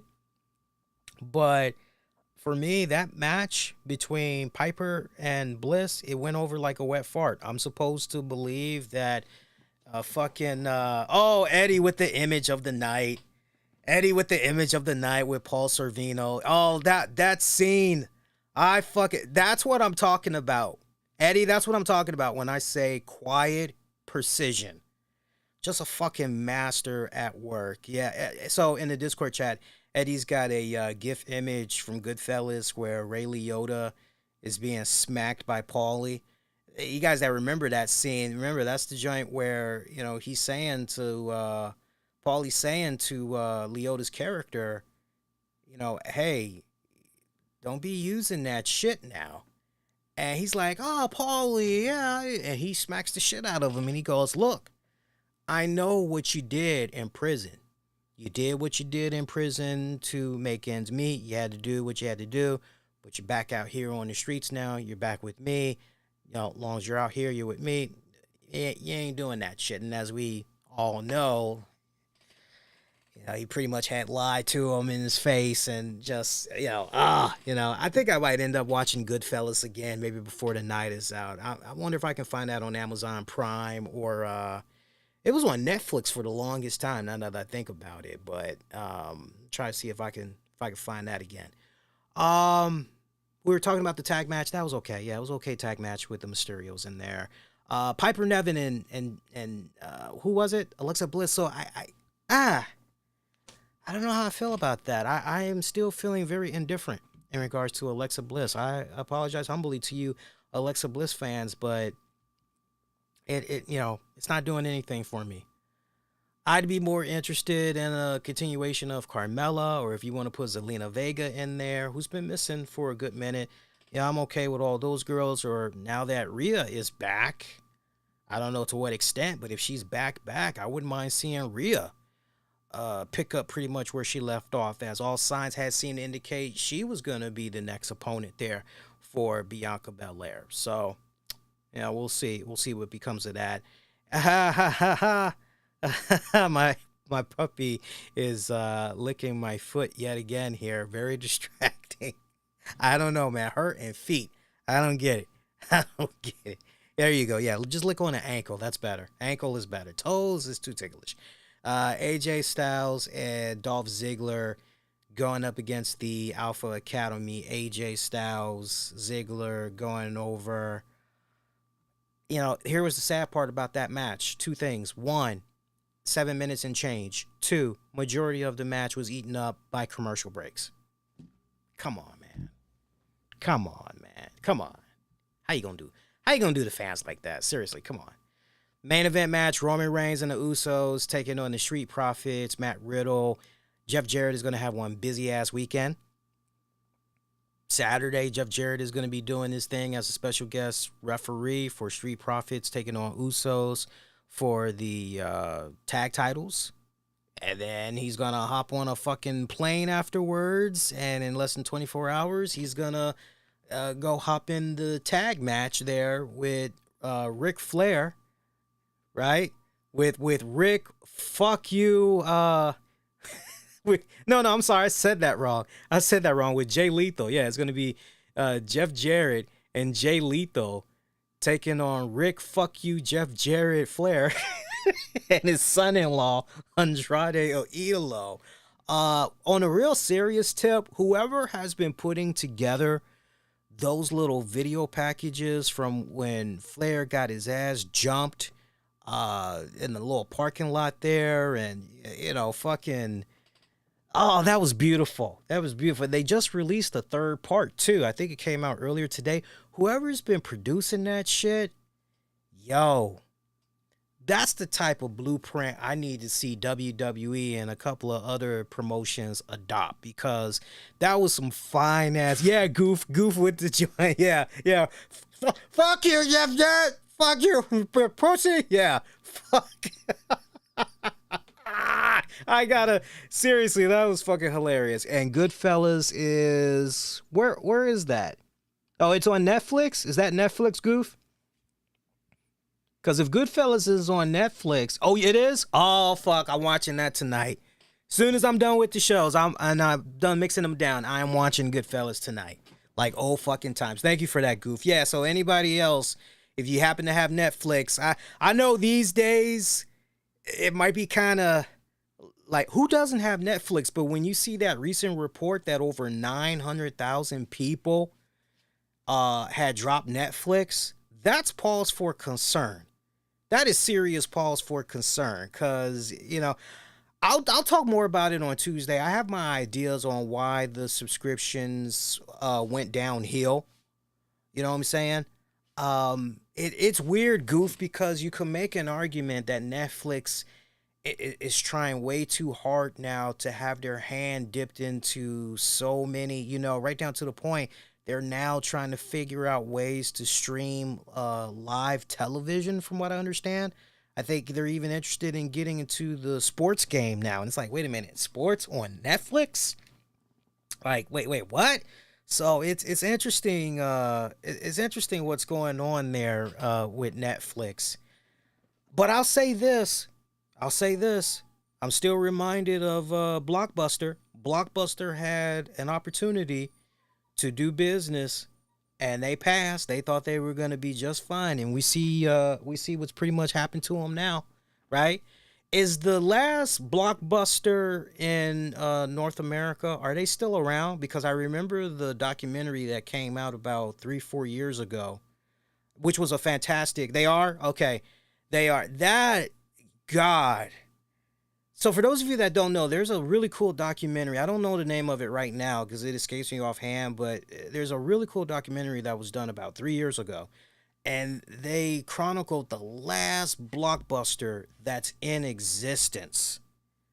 Like in the entire fucking country, basically. Right?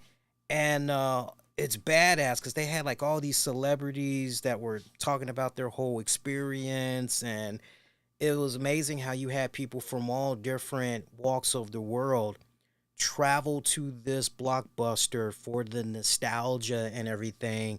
And it just really made you appreciate, if you were part of our era and Blockbuster, it just made you appreciate the hell out of the fact that, wow, yeah, you can't really beat a classic, Lord knows I used to rent Blockbuster tapes all the fucking time, and I used to hate it when I would get penalized because I forgot to rewind the bitch. And I used to try to, sweet talk my way. Hey, come on, I brought it back. I brought it back on time. I brought it back like 2 days early. Like, come on, man. You can't just, you can't hook a brother up. You can't look past this and just like, nope. Had to pay the rewind fee. Like, you fucking bastards. One of my greatest, fondest memories of going to Blockbuster, though, would have to be when they had little video game tournaments. And I remember there was a Mortal Kombat, there was a Street Fighter 2 tournament that me and my friend had entered. And, basically you were taking on the absolute best. So when me and my friend did it, we did it around 95. We did it around 95. It was up in Northwest DC. It was a Northwest DC Blockbuster. For those of you that know Washington, DC well, it was just off of Columbia Road. I think it was just off 18th and Columbia Road, pretty much as you're on your way into Adams Morgan. And for the longest time, the Blockbuster was right next door to a Safeway grocery store, which was on the same strip with a Popeyes. Popeyes was there for the longest time. It ain't there no more. And me and my friend, like, every year we would like go and enter these tournaments, and basically for the very best of DC, everybody went to this particular Blockbuster, and we pretty much were just like slugging it out and all that. Sadly, I would make it to like the top 25, and that would be it for me. My friend was actually able to make it to the top 10. And then, he went on, I think he went to some joint in Virginia, where they pretty much were trying to figure out, okay, who's going to officially represent the DMV. And I believe he won. But then when he was trying to advance and go to the next bracket or whatever, I think for that he had to go to New York or something, and his parents, it sucked. It fucking sucked. So he couldn't do it. It was like, so fun times, man. Fun fucking times. Eddie used to go to Blockbuster a lot as a kid. That's how I was able to watch old WCW pay-per-views from 98, 99.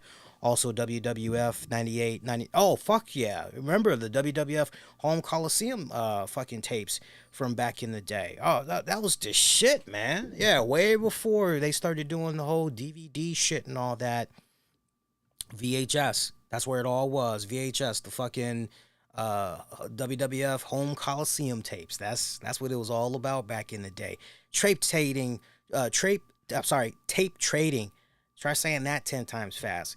That was the most fun, exciting times back then, man. The VHS tapes.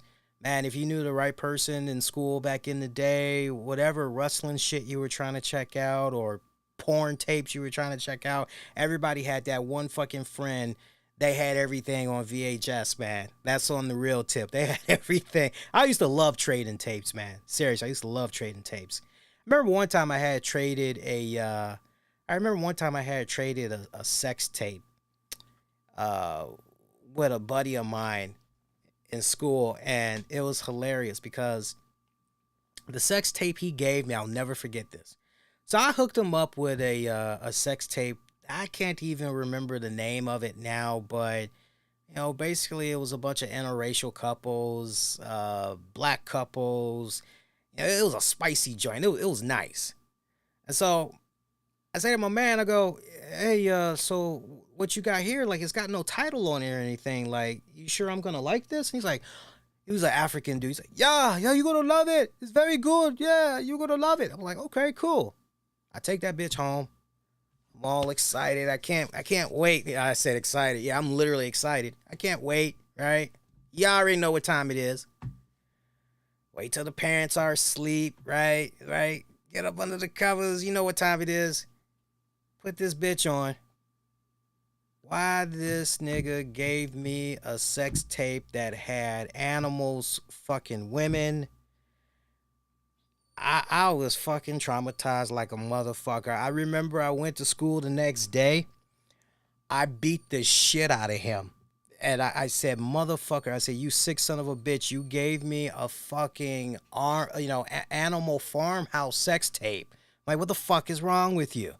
And he's like, oh, I must have gotten that confused with, like, I don't see how you could. Like, there was no fucking label on it. Like, how could you get that confused with, he's like, oh, it's just fun and games. I was like, maybe for you. I'm like, but I don't like this shit. And that was my last time ever. It was my first time and only time that I had traded tapes with this dude as far as porn tapes go. Because when it came to the wrestling shit, he was the man to go to back in the day. And then I just remember one day I just said, hey, are you into porn? And he was like, yeah, I got porn. What you need? And I was like, I just need some banging ass porn. And I guess he thought maybe that was going to be up my alley. But yeah. I don't know what was more traumatizing, watching girls put eels in their woohoos or watching a girl have her way with a little small dog, or a woman trying to have her way with a horse. I don't know which one was more traumatizing, but it just, I probably watched about, no bull, I probably watched about 10 minutes. Because that's how, like, traumatized. I was like, what the I was like, what am I watching here? And yeah, that was... yeah, that dude, man, he was on a different fucking level. Were we done talking about Raw? I think we were. We talked about the main event match, right? It was Usos and them. Roman Reigns, Usos going over. Fun match. Montez Ford having a bloody spot there. I kind of looked at that. Accidents will happen, but it did make him come off as a mega fucking badass. Reigns establishing himself, as always, as the motherfucking top guy, right? The be-all, end-all. Seth Rollins' music hitting. Going in there, doing a fucking curb stomp to fucking Matt Riddle a couple of times to pretty much end the show. Honestly, some of the changes on this show, it felt very minor, but you also, to follow up on what I said at the very top, you felt the McMahonisms, the residue of it still a lot all over the place. not a fan of what was going on during that first hour, which pretty much was dominated by Austin Theory. I honestly felt, for my personal taste, they could have done more of a better job. They could have done more of a better job in really selling the SummerSlam card. And some of you all may hear my daughter kind of fussing right now. She's not having it her way. She wants to roam right now, and don't think she's being neglected. She just wants to have it her way. But see, what she's used to doing around this time is she's used to harassing mommy while mommy's trying to sleep, and mommy has to get up at 4 in the morning to begin preparing for work. So she's used to Monday night and Tuesday nights being in the bed fucking with mommy. She don't like being in here. So she already used the bathroom too. I had let her out right before we got ready to do the show. She just wants to roam and get into some bad shit. But yeah, I really wish a lot more could have been done with the Rey Mysterio 20th anniversary show, but a little bit lackluster in many areas. I can appreciate, on the one hand, they were trying to put more depth, more layers to Theory, even within reason, to Alexa Bliss. You know, they're trying to build her up. The continuation there of the Mysterios and Judgment Day, but a whole lot of nothing from this episode. But you're still left with the optimism. You're still left with the, I'm excited for the future of the company, all things considered. And I think, to follow up on what many of you guys were talking about earlier, the real true test, the real era, you know, it pretty much begins this coming Monday, once SummerSlam is in the books. Steven Lee, now that Triple H is the head of creative, he's got to bring up Io Shirai to the main roster and bring back Karrion Kross. And whatever AEW free agents might be up for grabs. Maybe like Adam Cole, MJF, John Moxley even. Maybe they'll follow suit like Cody Rhodes did. They very well could follow suit like what Cody Rhodes did. I think it all just really depends. It all just really depends. You know, that's the number one thing that I saw a lot today, and I'm surprised his name wasn't trending, but Karrion Kross. I saw a lot of love for Karrion Kross, and even Keith Lee. When the news was announced, everybody was like, yay, maybe now those guys will come back. Maybe they'll be brought back in, and, you know, hey, that'd be kind of badass. You know, look, I would love it if Karrion Kross and Scarlett Bordeaux were back in the WWE. I would personally love it. And the way that you could pretty much set them up, you know, you could let them be part of Judgment Day.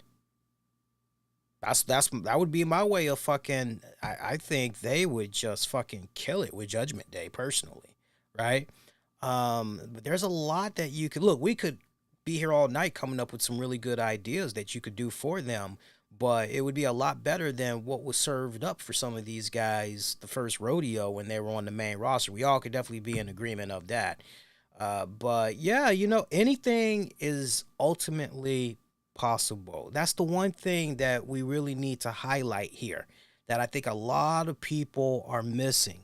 Sure, it'd be great to, if this person and this person and then, but I think the one thing that we all should be saying going forward, now that this new regime is in play, is anything is possible with this new era of the WWE. Anything is possible. Because remember, for those that were fortunate enough to work with Triple H and NXT and everything, all of them have had nothing but good things to say about Triple H and their experience. Triple H, Paul Levesque even jumping out there a couple of times saying, hey, there are still those that, you know, were part of our system and or went on to the main roster. I still keep tabs on. I still communicate with from time to time. So you know what? Anything is possible, y'all. anything is possible. It's just a matter of what's going on with their current contract status. When are they going to be up? And maneuvering and figuring out, okay, well, we want to have you back, but then what is exactly the game plan going to be? Right? That's also the thing. What's the game plan going to be?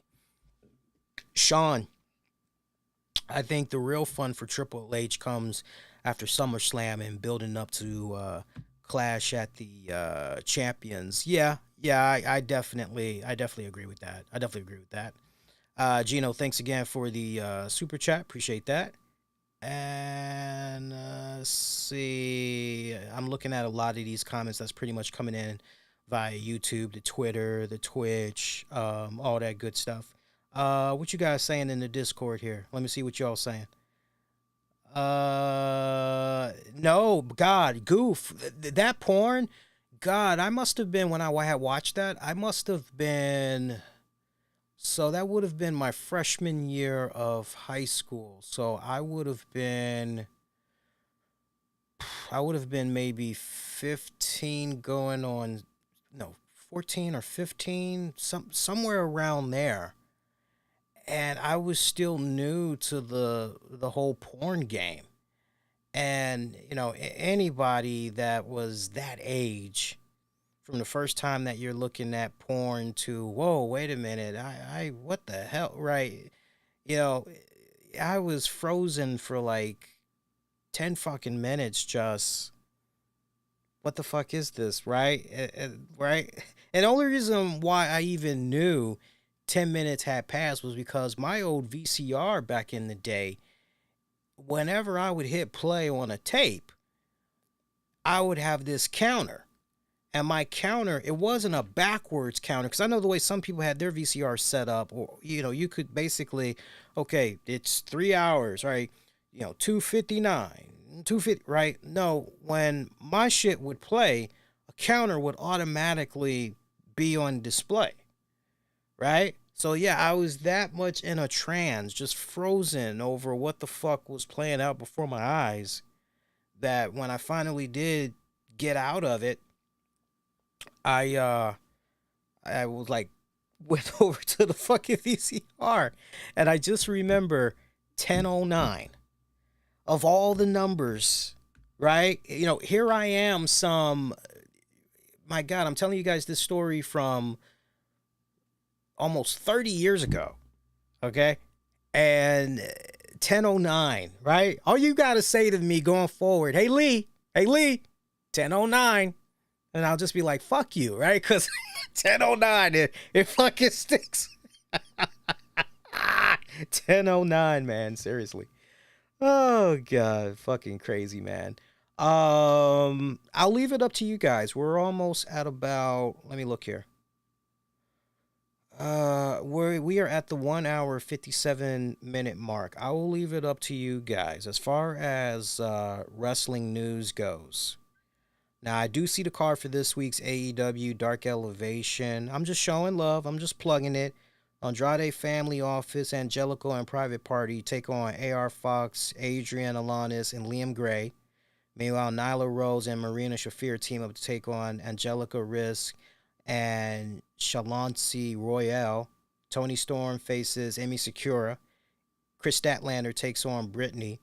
Sheeta goes up against Robin Renegade. Evo Uno and 10 of Dark Order go up against Aaron Solo and Nick Camarado. Baron Black faces Brandon Cutler. And Takashita goes up against JD Drake. Now, what I wanted to ask you guys, y'all can let me know in the chats. Do you all want me to go into the stuff with Jonathan Gresham? You want to hear my thoughts about that now? Or do you want me to hold that until Wednesday? I will leave that up to you guys. So you guys tell me if you want me to go into that or not. I see the stuff about CM Punk and his injury. We can definitely forward that to Wednesday's show as well. XFL made the announcement that their relaunch is going to be going down in February with 8 teams in their own respective home cities. This was announced over the weekend. That is going to be 8 franchises: Arlington, Houston, Orlando, San Antonio, Seattle, St. Louis, Washington, D.C. So I'm actually going to try to see if I can. I was trying to do it the last go round, but my work schedule, it wasn't, I just wasn't able to make it happen, unfortunately. But I'm actually going to see if I can get a hold of some XFL tickets. And look, before anybody cracks a joke or anything, longtime listeners will tell you I was here every single week that XFL, the last rodeo. Those games were good. And it was funny because I was paying attention to those that were making jokes and shit about XFL. And then once people were actually, no, these games are actually pretty damn good. Those same people were watching, and then all of a sudden, you had some interesting weeks that were in there as far as your games went, but I had a lot of fun covering those games. I did. And when we would talk about those games, it wasn't anything long-winded. We would be done talking about the games in about 20 minutes because I had watched all of them week in and week out. I had let people know about some interesting plays that had caught my eye, who I thought, yeah, you know what, I could see them doing something in the actual NFL league, right? I could see them doing something on the big time stage, or, yeah, they're pretty much going to stay right here. I remember we even had Shane McMahon, the last rodeo. Shane McMahon actually came out here. He's born and raised in DC, right? So yeah, he's got close ties out here. He actually was at the opening weekend game for the DC. God, what the fuck are their names? Is it the Renegades? I can't. Whatever the XFL team name is for fucking DC. He was there watching their home opener, so it was really fucking cool. Let me see what you guys are saying. So what's going on with Jonathan Gresham? Are we going to talk about him now, or are we going to hold off till Wednesday? What's going on here? Okay, I got one. I 2 votes now. Okay, I got 2 votes for Jonathan Gresham. Okay, let me see what's going on via YouTube, and the other platforms here. Hang on. I'm like going back and forth reading the chat rooms. I don't have it all set up in one area, unfortunately. So bear with me, guys. Okay. All right, let's go there then. Let's talk Jonathan Gresham. Okay. So shout out to those of you that had checked out the ROH post show that I did. I see that me and Jason, I think even the guys at FIFO, we pretty much were the main 3, that showed ROH's pay-per-view a lot of love and all that. So it was refreshing to see. But if you didn't check out my post show, definitely go check it out. I gave you guys my real-time reaction to seeing Jonathan Gresham lose the ROH World Championship there to Cesaro. And to just follow up on key things I said to set up the latest development that went down with Gresham, I said to you guys, it felt very hollow seeing Gresham just drop the championship like that. It felt also at the same time that Cesaro / Claudio Castagnoli was getting a pity championship. Oh, boo-hoo-hoo, you never won the big one. You didn't win it at the other companies. Well, boo-hoo-hoo, well, here, have this piece of crumb, right? That's how it kind of felt. Here, oh, I have pity on you. Here, have $1. Go get yourself some soup and a sandwich, right? That's how it kind of felt. And I just didn't like the taste that it left in my mouth. And yeah, I had thought about it a little bit more coming out of the weekend. And I was even more public about it on social media, right down to the point. I'm going to see if I actually still have this image, and I'm going to share it with you guys in the Discord chat. And for everybody else, you guys can just find this image easily online. I'll tell you what, I'll post it on my Twitter feed. That way you guys can see it as well. But I remember telling wifey, everything over the weekend about Jonathan Gresham. And I had posted this interesting picture. Let me go into the chat room here in the Discord. I posted this picture on my personal Facebook, but I had showed it to her, and I said, if you were to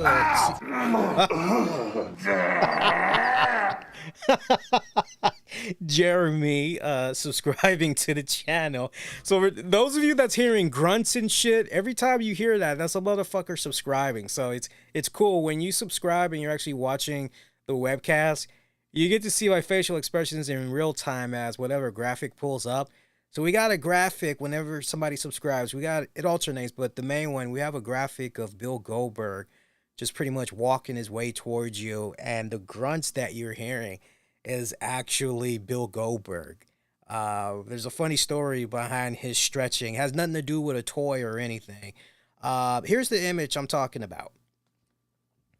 So wifey doesn't know anything about, ROH, Jonathan Gresham and all that. So I told her, I said, honey, take the championship belt off the guy in the red.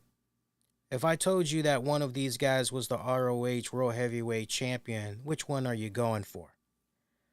And she goes, oh my God. She's like, my picks are, wow. She's like, well, my number one, I would probably go with the guy with the spiked hair. I said, okay, that's Brian Cage. She's like, oh, is it? She's like, yeah.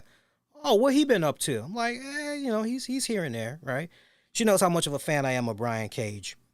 Her second pick was the guy behind Tully Blanchard. I'm still getting these guys' names down, so if you guys want to jog my memory in the chat, go ahead. Is it Lana? Luna?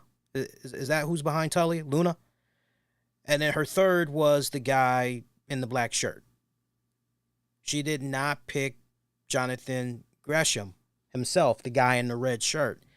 And I said to her, I said, you just proved my point, which is, look at the way Tony Khan and crew have essentially booked Jonathan Gresham. They have basically made him a afterthought. They have made him this small guy that is basically among fucking giants. Your voice has been, oh, wait a minute. That was weird. Why? Yeah. So what was the last thing you guys heard? That was weird. Discord just disconnected for some reason. What the fuck was that about? Okay. So let me set this up again for those of you in the Discord. So for those of you in the Discord, look at that image that I just posted. So that's the same image that I had showed to the wifey. And I said to her, take the championship belt off the guy in the red shirt. Which one of those guys do you think is the ROH World Heavyweight Champion?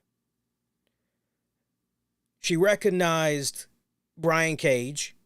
So she said Cage for starters. And then she went with, I'm still getting the other guys' names down. I don't know if that's Lana, the guy without the shirt. She went with him as her number 2, and then the guy with the black shirt as number 3.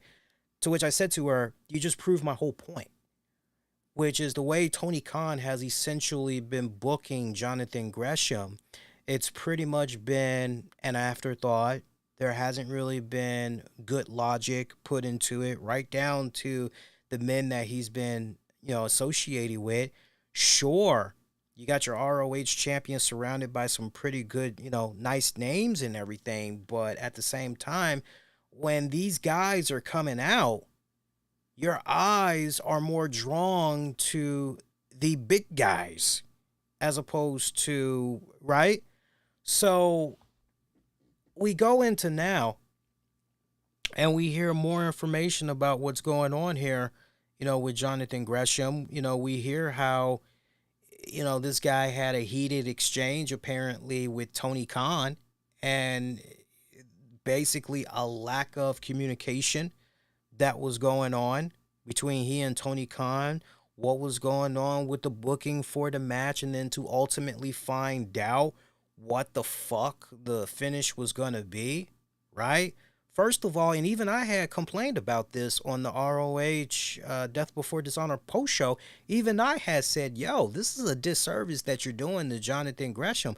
How you going to open up the fucking pay-per-view with these two guys going at it? And then on top of that, these guys are only out there for 11 minutes and fucking change? What kind of bullshit is that? This guy was holding on to the ROH championship for how long? Now granted, Sadly, at the time when Jonathan Gresham had became the ROH World Heavyweight Champion, the company was pretty much already out of business. They pretty much were already black. Oh, we're going to go on hiatus. We're going to rebuild. We're going to do this. We're going to do that. And Jonathan Gresham was going out there to whatever independent wrestling show would have him. And he pretty much was representing ROH, defending the championship. Hey, that's all fine and dandy that he's appearing on these other pay-per-view joints, that he's working with these other promotions. But when it counts the fucking most, and you got to be representing ROH in your own umbrella, under your own house, Gresham was not able to do that.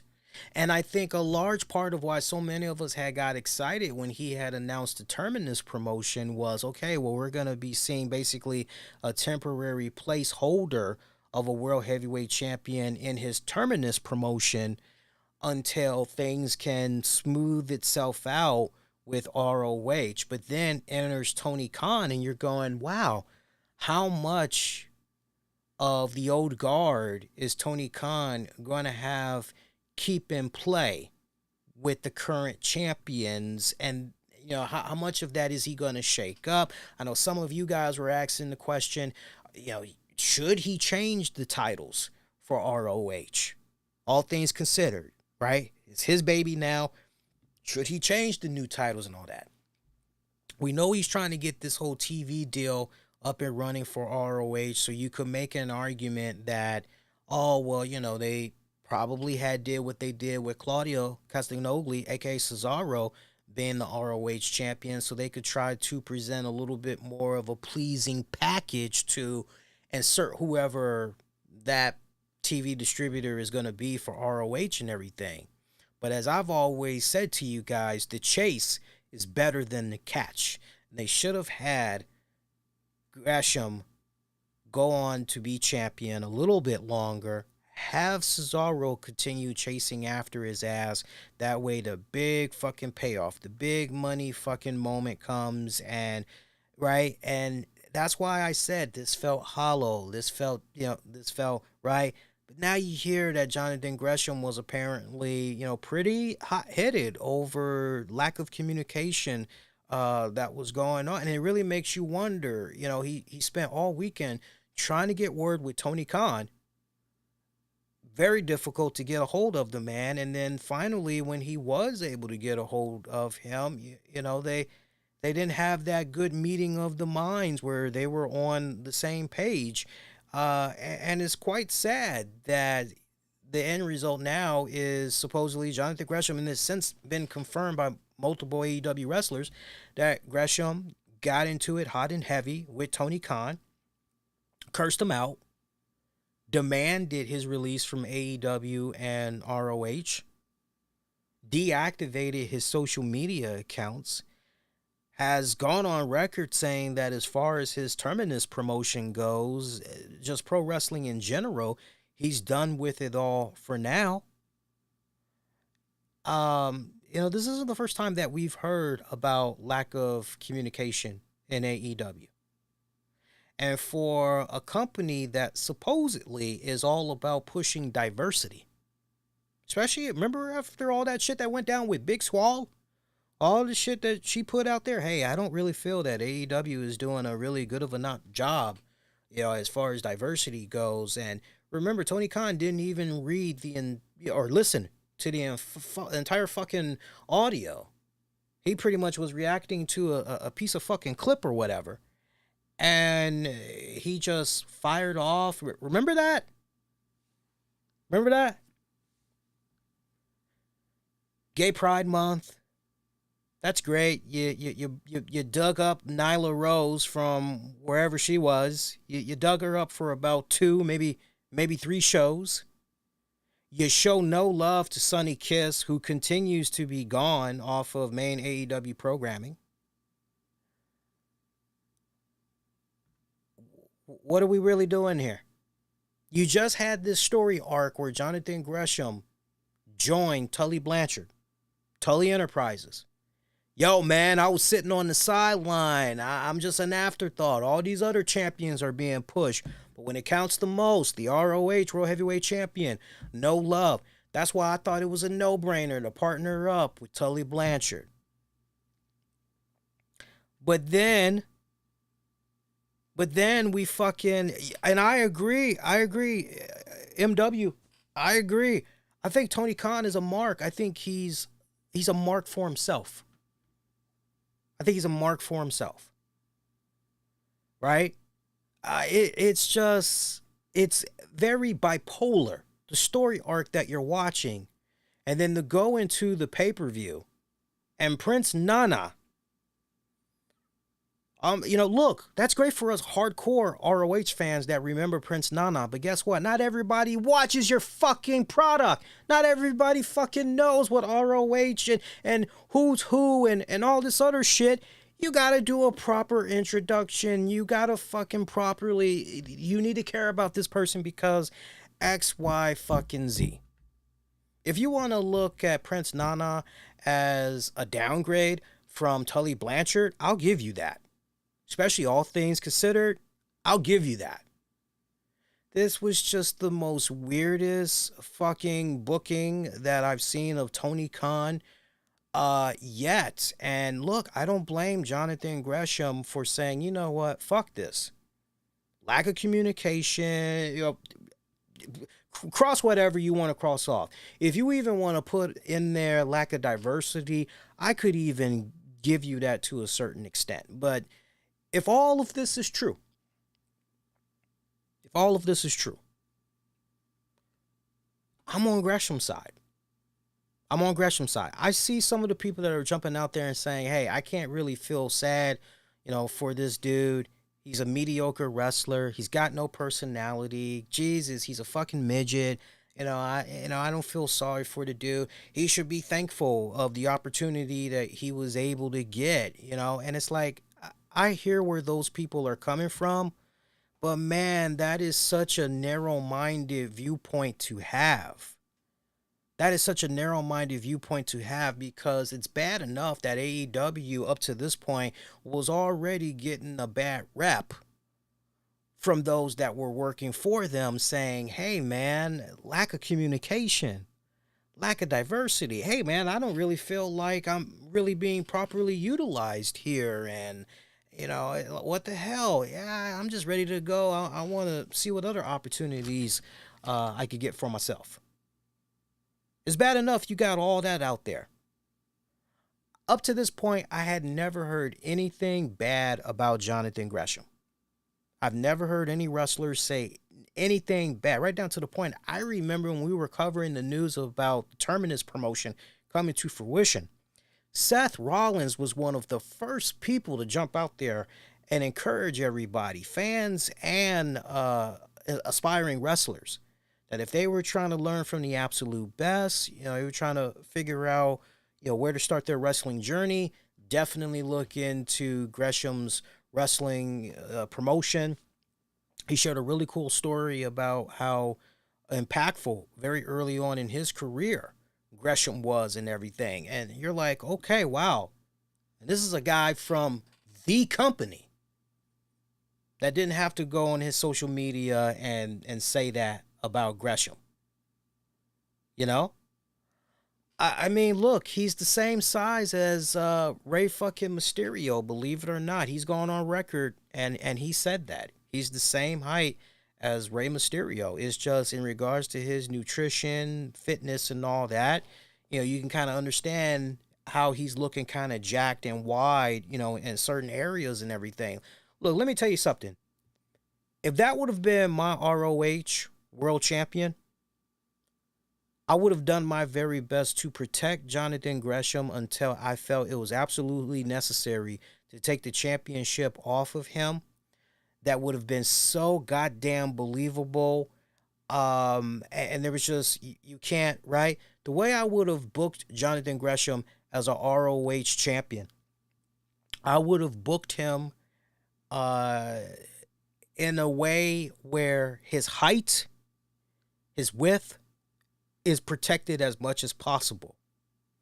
And the way you do that, you get him really good complementary opponents. You get him a Lee Moriarty. You get him a Fuego del Sol.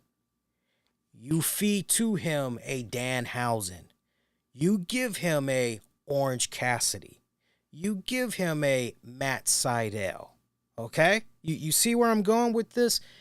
Now, some of you guys may look at those names and you may say, oh, Scrubs. No. You could even put Wheeler Yuta in there, right? The way I'm doing it, you're essentially trying to do a really good job in covering up any major flaws that Gresham may have as a world heavyweight champion. And if your one flaw that you have on that guy is his height, if that's the only thing you can touch, on Gresham is his height, okay, I'm going to counter that then. I'm going to play to this dude's strengths, and I'm going to make sure any weaknesses, I'm going to make sure I cover it up.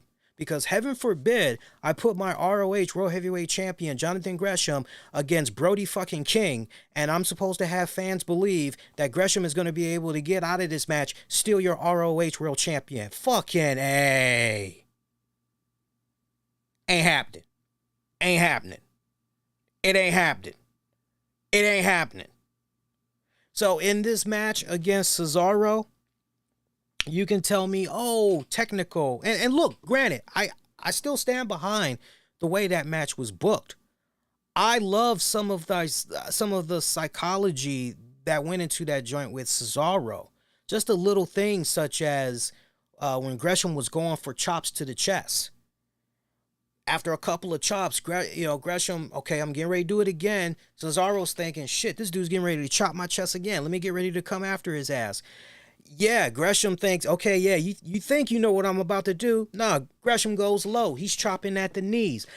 I liked some of the psychology that was laid out. I thought that they did complement each other well, all things considered. But I felt Gresham should have continued to hold on. Because answer this question. Why was it so imperative that Cesaro be made the ROH champion over the weekend? Are we about to get a ROH TV deal this week? To my point, one thing that I had said to you guys going into that pay-per-view, I said, you know what would be badass? Is if maybe during the ROH pay-per-view, we get some type of news, some form of an update on what's going on with a ROH TV deal, if at all. A YouTube show, something. Can we get some type of an announcement? That would be kind of cool. Something that we can essentially build off of. And if we don't have that, then we got to at least see more of these guys make appearances on the YouTube shows and on the TBS and TNT shows until something can come to fruition. MW, he's with Gresham on this one. Even his wife says dumb shit. Yeah. Because he's Face Island, he's probably promised a title in his contract. Maybe. Yeah, in a recent interview, he actually said that he is the same height as fucking Rey Mysterio, and he said he's met Rey Mysterio many times, and they are the same height. He's saying he is 5'4", you know. You could do Gresham and CM Punk. You could do Gresham and Bryan Danielson. You could do Gresham and, oh my God, shit. Gresham and Hook alone would be a fucking banger of a match. I've seen enough of Hook. I definitely feel he could hold himself. I think that would be a sleeper hit of a fucking match. So you had my point. You had the right pieces in place. If you guys really stop and think about it, everything that I just laid out, you had the right pieces in place with Jonathan Gresham as a ROH champion. The question is, are you going to put that time and effort into telling those stories and really helping establish Gresham as a ROH champion and really helping him truly get that definitive championship run that he so rightfully deserved before ROH had went black? No pun intended. I'm siding with Gresham on this one. And look, this whole shit about, I'm done with wrestling altogether. Smoke and mirrors, y'all. Smoke and mirrors. You're probably not going to hear anybody else say this, but it's all smoke and mirrors. The narrative that he'll put out there, hey, if this is the type of shit I'm going to deal with, then I don't want to be associated with wrestling altogether. I've made my money, yada, yada, yada. Fuck wrestling, right? You got to say shit like that. You got to say shit like that if you ultimately are trying to get what you want, which is out of AEW, ROH, Tony Khan altogether. And, if I were Tony Khan, here's where I get smart. Now, you guys ain't going to like me for saying this, but here's where I get smart. I go, my man, you signed a contract. You may want out and everything. It's kind of like the Kevin Durant situation. I want out. Okay, I hear you, but we got you for like another 3, 4, 5 years. We understand you want out, but, you just going to have to make this work. And, the only thing I can promise you right now is, when the timing is right, we will dedicate our time and our resources to you, and we'll definitely make this right. But for right now, this is the business that we need to do. This is the direction that we need to go and everything. If I was Tony Khan, I'd give that dude some tough love right now, and that's the direction I would go. Gresham is right. Don't get me wrong. Gresham is right. I'm on Gresham's side.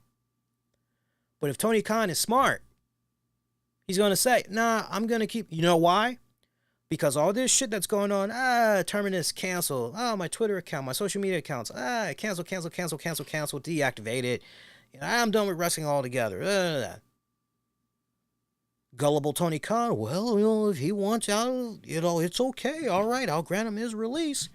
And then in less than a month or 60 days, the return to Terminus.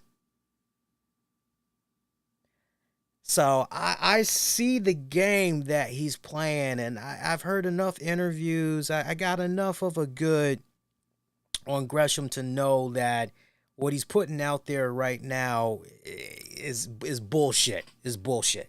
NXT, Eddie, Gresham and NXT. Look, I feel Triple H would do right by the man. I know that's probably going to sound crazy to some people, but I legit feel Paul Levesque would do right by Gresham.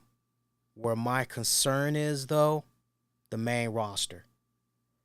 That's where I am deeply fucking concerned. Now, some of you guys can say, not everybody needs to be main roster, Lee.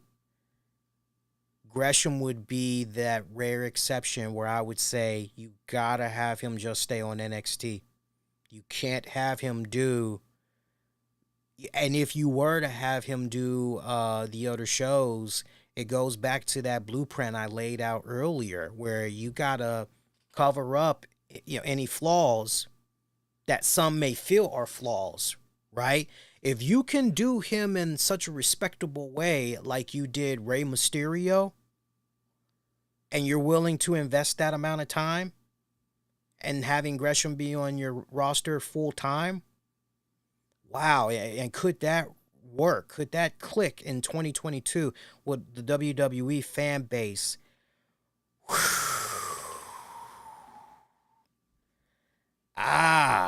Don't we have enough boring, technical, flippy-floppy guys in WWE?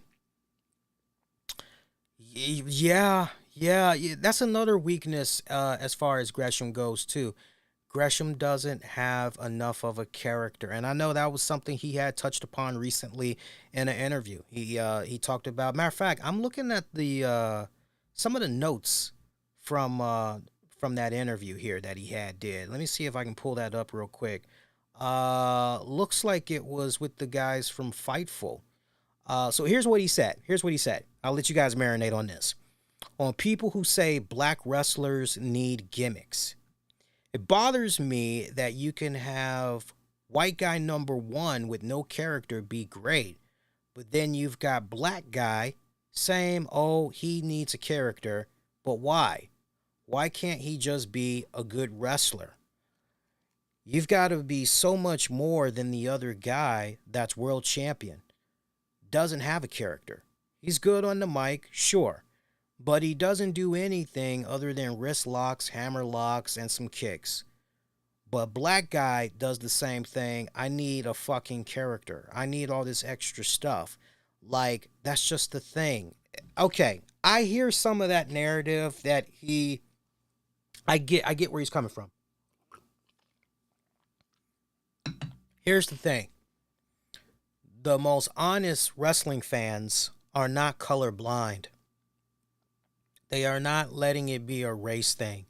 The most honest fans are truly unbiased, and they're looking at everything right down the middle. How many times have we had conversations and said, God damn, the Finn Balor character is boring as fuck. Take away the fucking Demon Balor gimmick and all that, and what you got on your hands. Jesus, he's a good wrestler, but man, is he boring on the fucking microphone. His character is just blah. Ricochet, same fucking deal. Dominic Mysterio, how many fucking times have we been on this joint? Every fucking week. I've now had the running gag where I've said, I've basically said Dominic Mysterio makes Greg Gagne look like Kobe Bryant, right? That's the running gag that I have with Dominic Mysterio, right? And it's the fucking truth, okay? So this has nothing to do with fucking race. It doesn't. He is, to Goof's point in the chat, he says it beautifully. Everyone needs a gimmick. Good wrestler is not one. I think the greatest fucking story, look at Bryan Danielson for a second. Anybody that goes as far back to remembering him in the original ROH days, Bryan Danielson was somebody, Jesus fucking Christ, this dude and his wrestling, holy shit. Personality, but man, the fucking wrestling. He got his character and his character education when he came into the WWE system. And he's been fine ever fucking since. There are just some guys, they either got it, they can develop it, and you just got to give them time, or they'll never have it, and it's a case of, okay, how can you make up for this? What other ways can you make up for this? Look at Keith Lee. Keith Frazier Frayne Lee. That's what I call him. Some people that I still get, I don't get it. Look up the TV show Frasier and you'll get it. You're welcome. Hey, baby, I hear the blues are calling. Toss salad and scrambled eggs. Keith Lee is another prime example. I think I've summed up Keith Lee perfectly. I've said Keith Lee is basically Smart Hulk. Right? Oh, Eddie says Beast, the Beast X. Yes, you can go with that too. Beast from X-Men. Yes, he's that too. That's Keith Lee. Keith Lee has no... What's Keith Lee's character? Keith Lee has no character.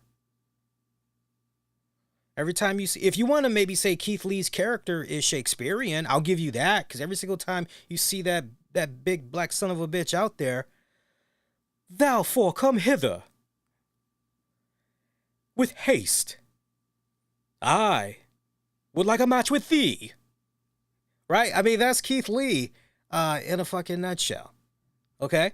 So, Gresham, that point that he's, you gotta eventually work on some type of, even Seth Rollins. Remember the recent interview he gave on the Broken Skull Sessions? Right? He couldn't figure out what the fuck, what was his character? What was his, right? He was just, now he's got it. Took him a minute, but now he's got it. Right? Again, not everybody is going to be able to, you either got it, you're working on something, you'll get there in due time, or you'll just never have it. And if you don't have it, you'll never have it, then you got to make up in other ways. For Gresham, there's no character. Does he make up for it? Yeah, he tries, because he's got the whole octopus face thing going on, right? When he wears that cool ass mask, you go, oh wow, that's kind of cool. That's a nice entrance. Okay, that's right? Take the octopus mask off, have him do his little promos and all that, and it's yeah, that's nice. That was decent. Basically it's show up for class, make an effort, get a grade of C. You've had those teachers in the past. You've had those kind of teachers in the past. Ain't gonna be no problems. You'll pass my course. Just show up. Be respectful to your classmates. Make an effort to do your homework. Even if you get it wrong, just make an effort. You'll get a C. Remember that? Okay? Some of us have had those kind of teachers. That's Jonathan Gresham when it comes to lacking a character. Right? He said a little bit more. This is the last line I want to read to you guys. He said a little bit more here. On height and physique in wrestling. It's really interesting. I got out of really interacting with fans a few years back because I realized that they just want to spew whatever they believe as the gospel. And they don't understand that you go on Wikipedia, right? The stats on Wikipedia, they take as the gospel. But the thing is that Wikipedia could have been made 7 years ago. Since then, of course, the person probably didn't grow in height, but his weight has changed. Also, I have never been embarrassed of my size. So when wrestling promoters are like, what's your height? I was like 5'4". And they're like, you want me to say like 5'7"? I'm just like 5'4". People are going to stand next to me. They're going to freaking know. In regards to more of his height, I hear this a lot. I'm smaller than Rey Mysterio. I assure you, I met the man on 3 occasions. We are the exact same height. But for some reason, I'm 4'9" or whatever the fuck. My mom is 4'10". I can see on top of her head. So it's just ridiculous what people want to believe. You know what I mean? My Wikipedia might say I weigh like 160 something, but in reality, I almost weigh 200 pounds a few months back. I've dropped. I'm literally like 180 something now. First of all,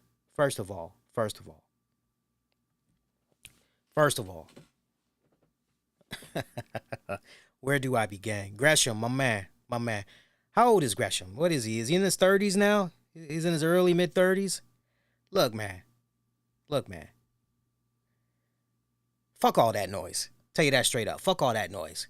If the only thing that a motherfucker can say about you is either your color, that black son of a bitch, or they can only fuck with you on your height, maybe the fact that you're lacking a personality, if those are the only things that a person can fucking bring up, and you're honestly doing okay, you're making some nice, good-ass money, you got a beautiful wife wrapped around your arms, we all can agree, she says some shit that makes us look at her cockeyed, and we go, how the fuck was I ever a fan of hers? What the fuck? Right? But you got, for all intents and purposes, we can all give him credit. He's got a very beautiful wife. Jordan Grace, in her own respected right, has done a phenomenal job in transforming herself from where she was as little as 5 years ago to where she is now. Okay? So you got the girl, you got the money. They just recently finally bought themselves a nice home.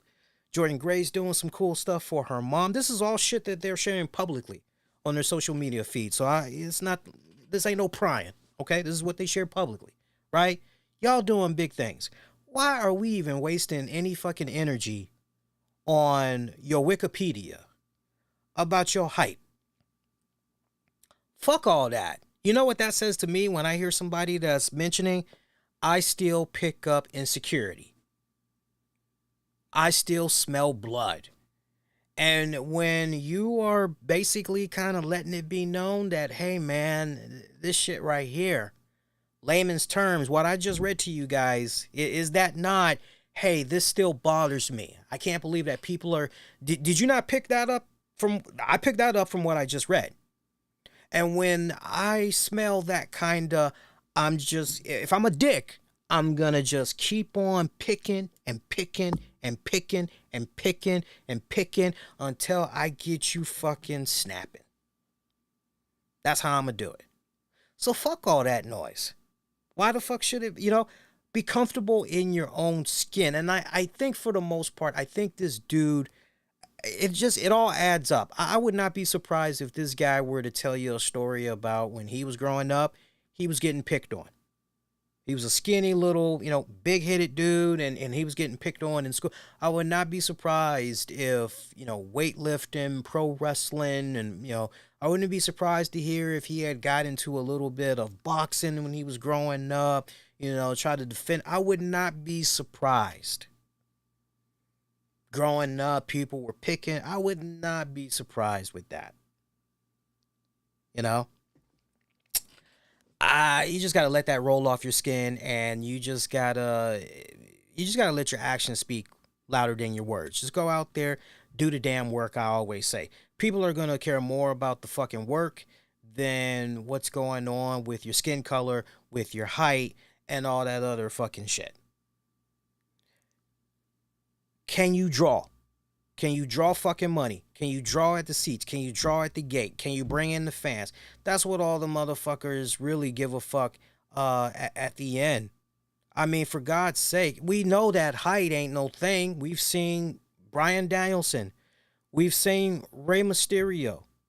We've seen skinny motherfuckers like Kofi Kingston become world heavyweight champion. So I'm not trying to be here tonight and say to you guys, well, a person that is, this fucking, they have to look this way. They have to sound. Anything is possible if you got all the right ingredients for a great story. Say it at the end of the day, and if you can sell. That's it. Plain and fucking simple. MW, I'm 5'6". I do weightlifting even now, and running. I gotta agree with some of the shit she says. I'm like, please, don't the UK chicks ain't been this dumb. Yeah, Eddie, yes. Jordan Grace, very cute. Social media though, she is, I don't know. I don't know, man. I don't know. Steven, Triple H running Raw, let Paul Heyman run SmackDown. NXT written by Tully Blanchard. NXT? No. Tully? No. I think Steven is the rumors about Tully, whether or not. Let's not jump too far ahead until we hear something from Tully, right? Besides, y'all sleeping on. How you guys going to continue to sleep on Dutch Mantel? Yeah, great talent, and Dutch Mantel still out there, and you ain't tapped into that? Yeah, come on now. Let's see, MH, I ain't seen you in a minute. MH, how you been? Do you see Dominic Mysterio going heel in the next few weeks?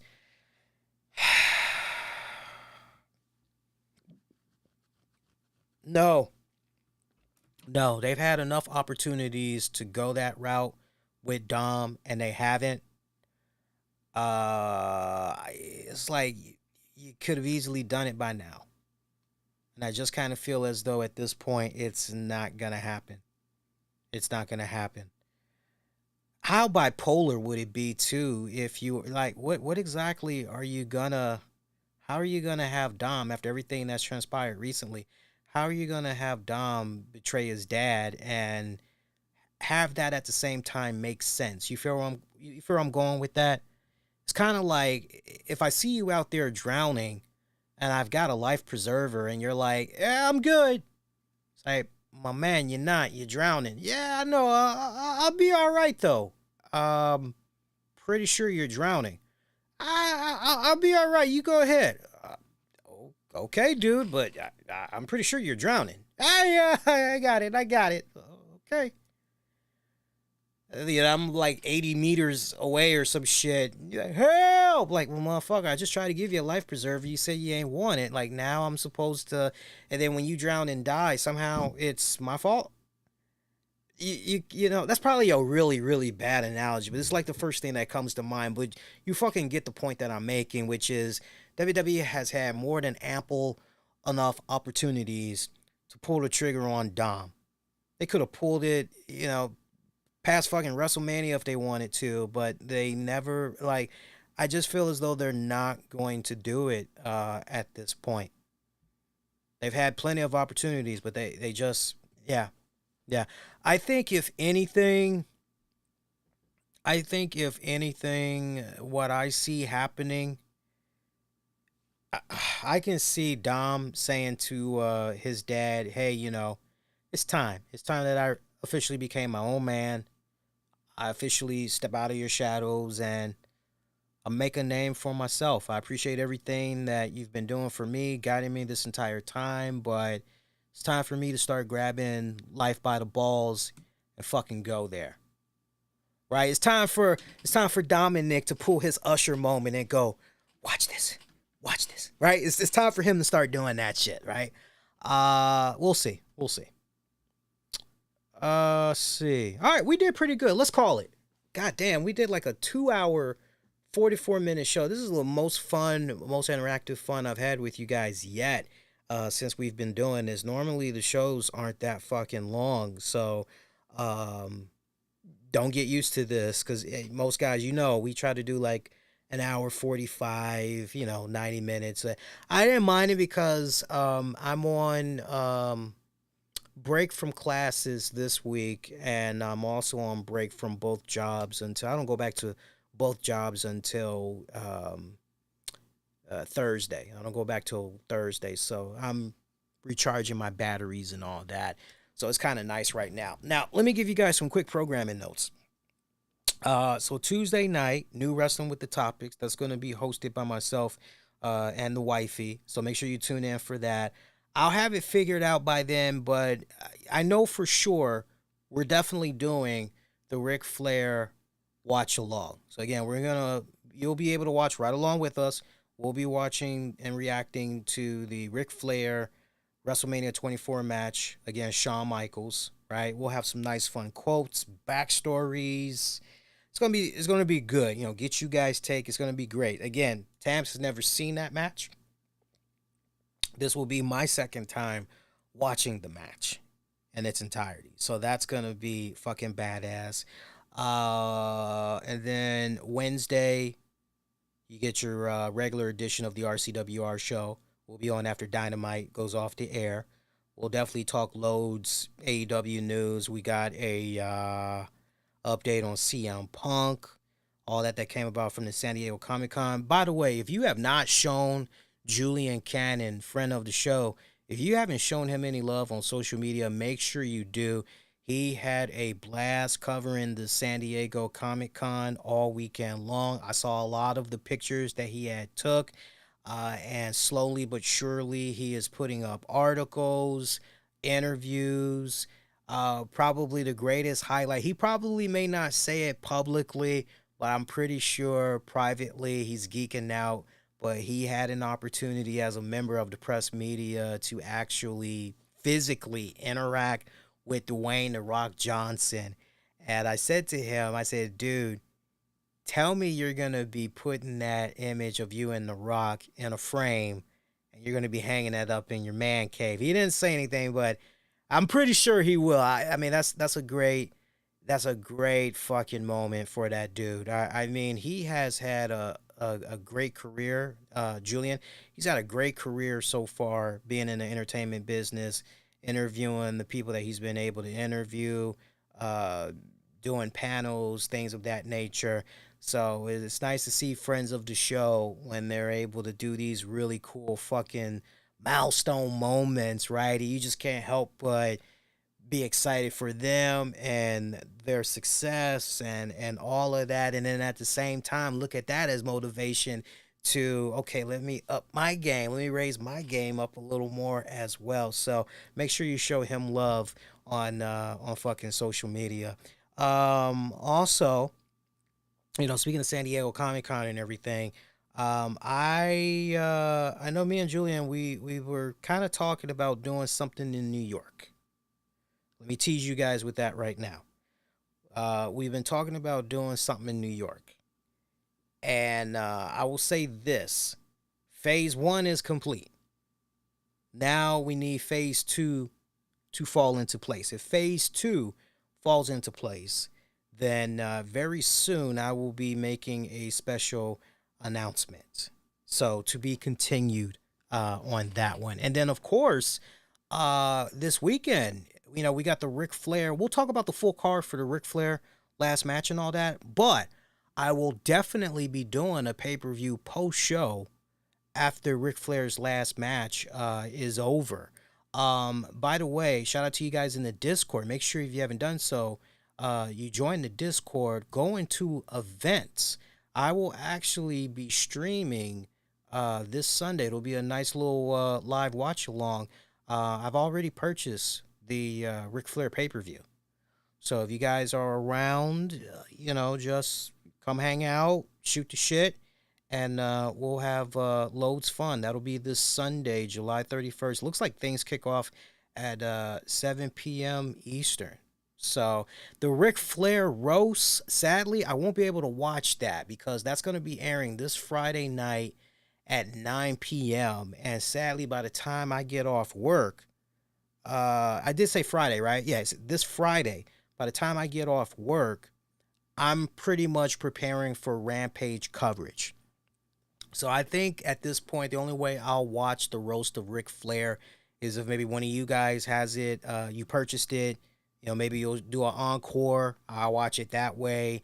Or maybe I'll just catch the highlights of what all was said online, because I'm sure some people are going to be covering that as well. You'll have it in the background, Eddie. Yeah, that should be good. I'm very excited. I'm looking forward to that joint.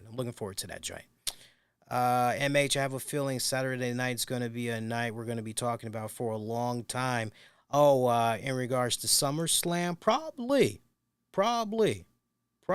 man, probably. Shout out to Bob. Bob sounds familiar. I haven't seen you in a good minute, Bob. Hope you've been well. Shout out to everybody that had joined us in live, and I appreciate it. It was a nice little hangout. We went a lot longer than anticipated, but, all things considered, everything that had went down during the weekend, coming into now, and that residue, and, good show, though. So one more time, if you haven't done so already, make sure you smash that like button. That helps me out a great ton, helps spread the good word about the content. Feel free to subscribe as well so you don't miss out on future content that comes your way on a weekly basis. Be kind, rewind, check out previous episodes you might have missed on demand and on the downloads wherever you get your podcasts. And you can get at your man on Twitter, Facebook, and Instagram. Use the keywords, the RCWR Show. And until next go round, my pretty babies, wishing for all of you all to be safe and most importantly, be kind to one another. I will see you all next go round. Take care, y'all.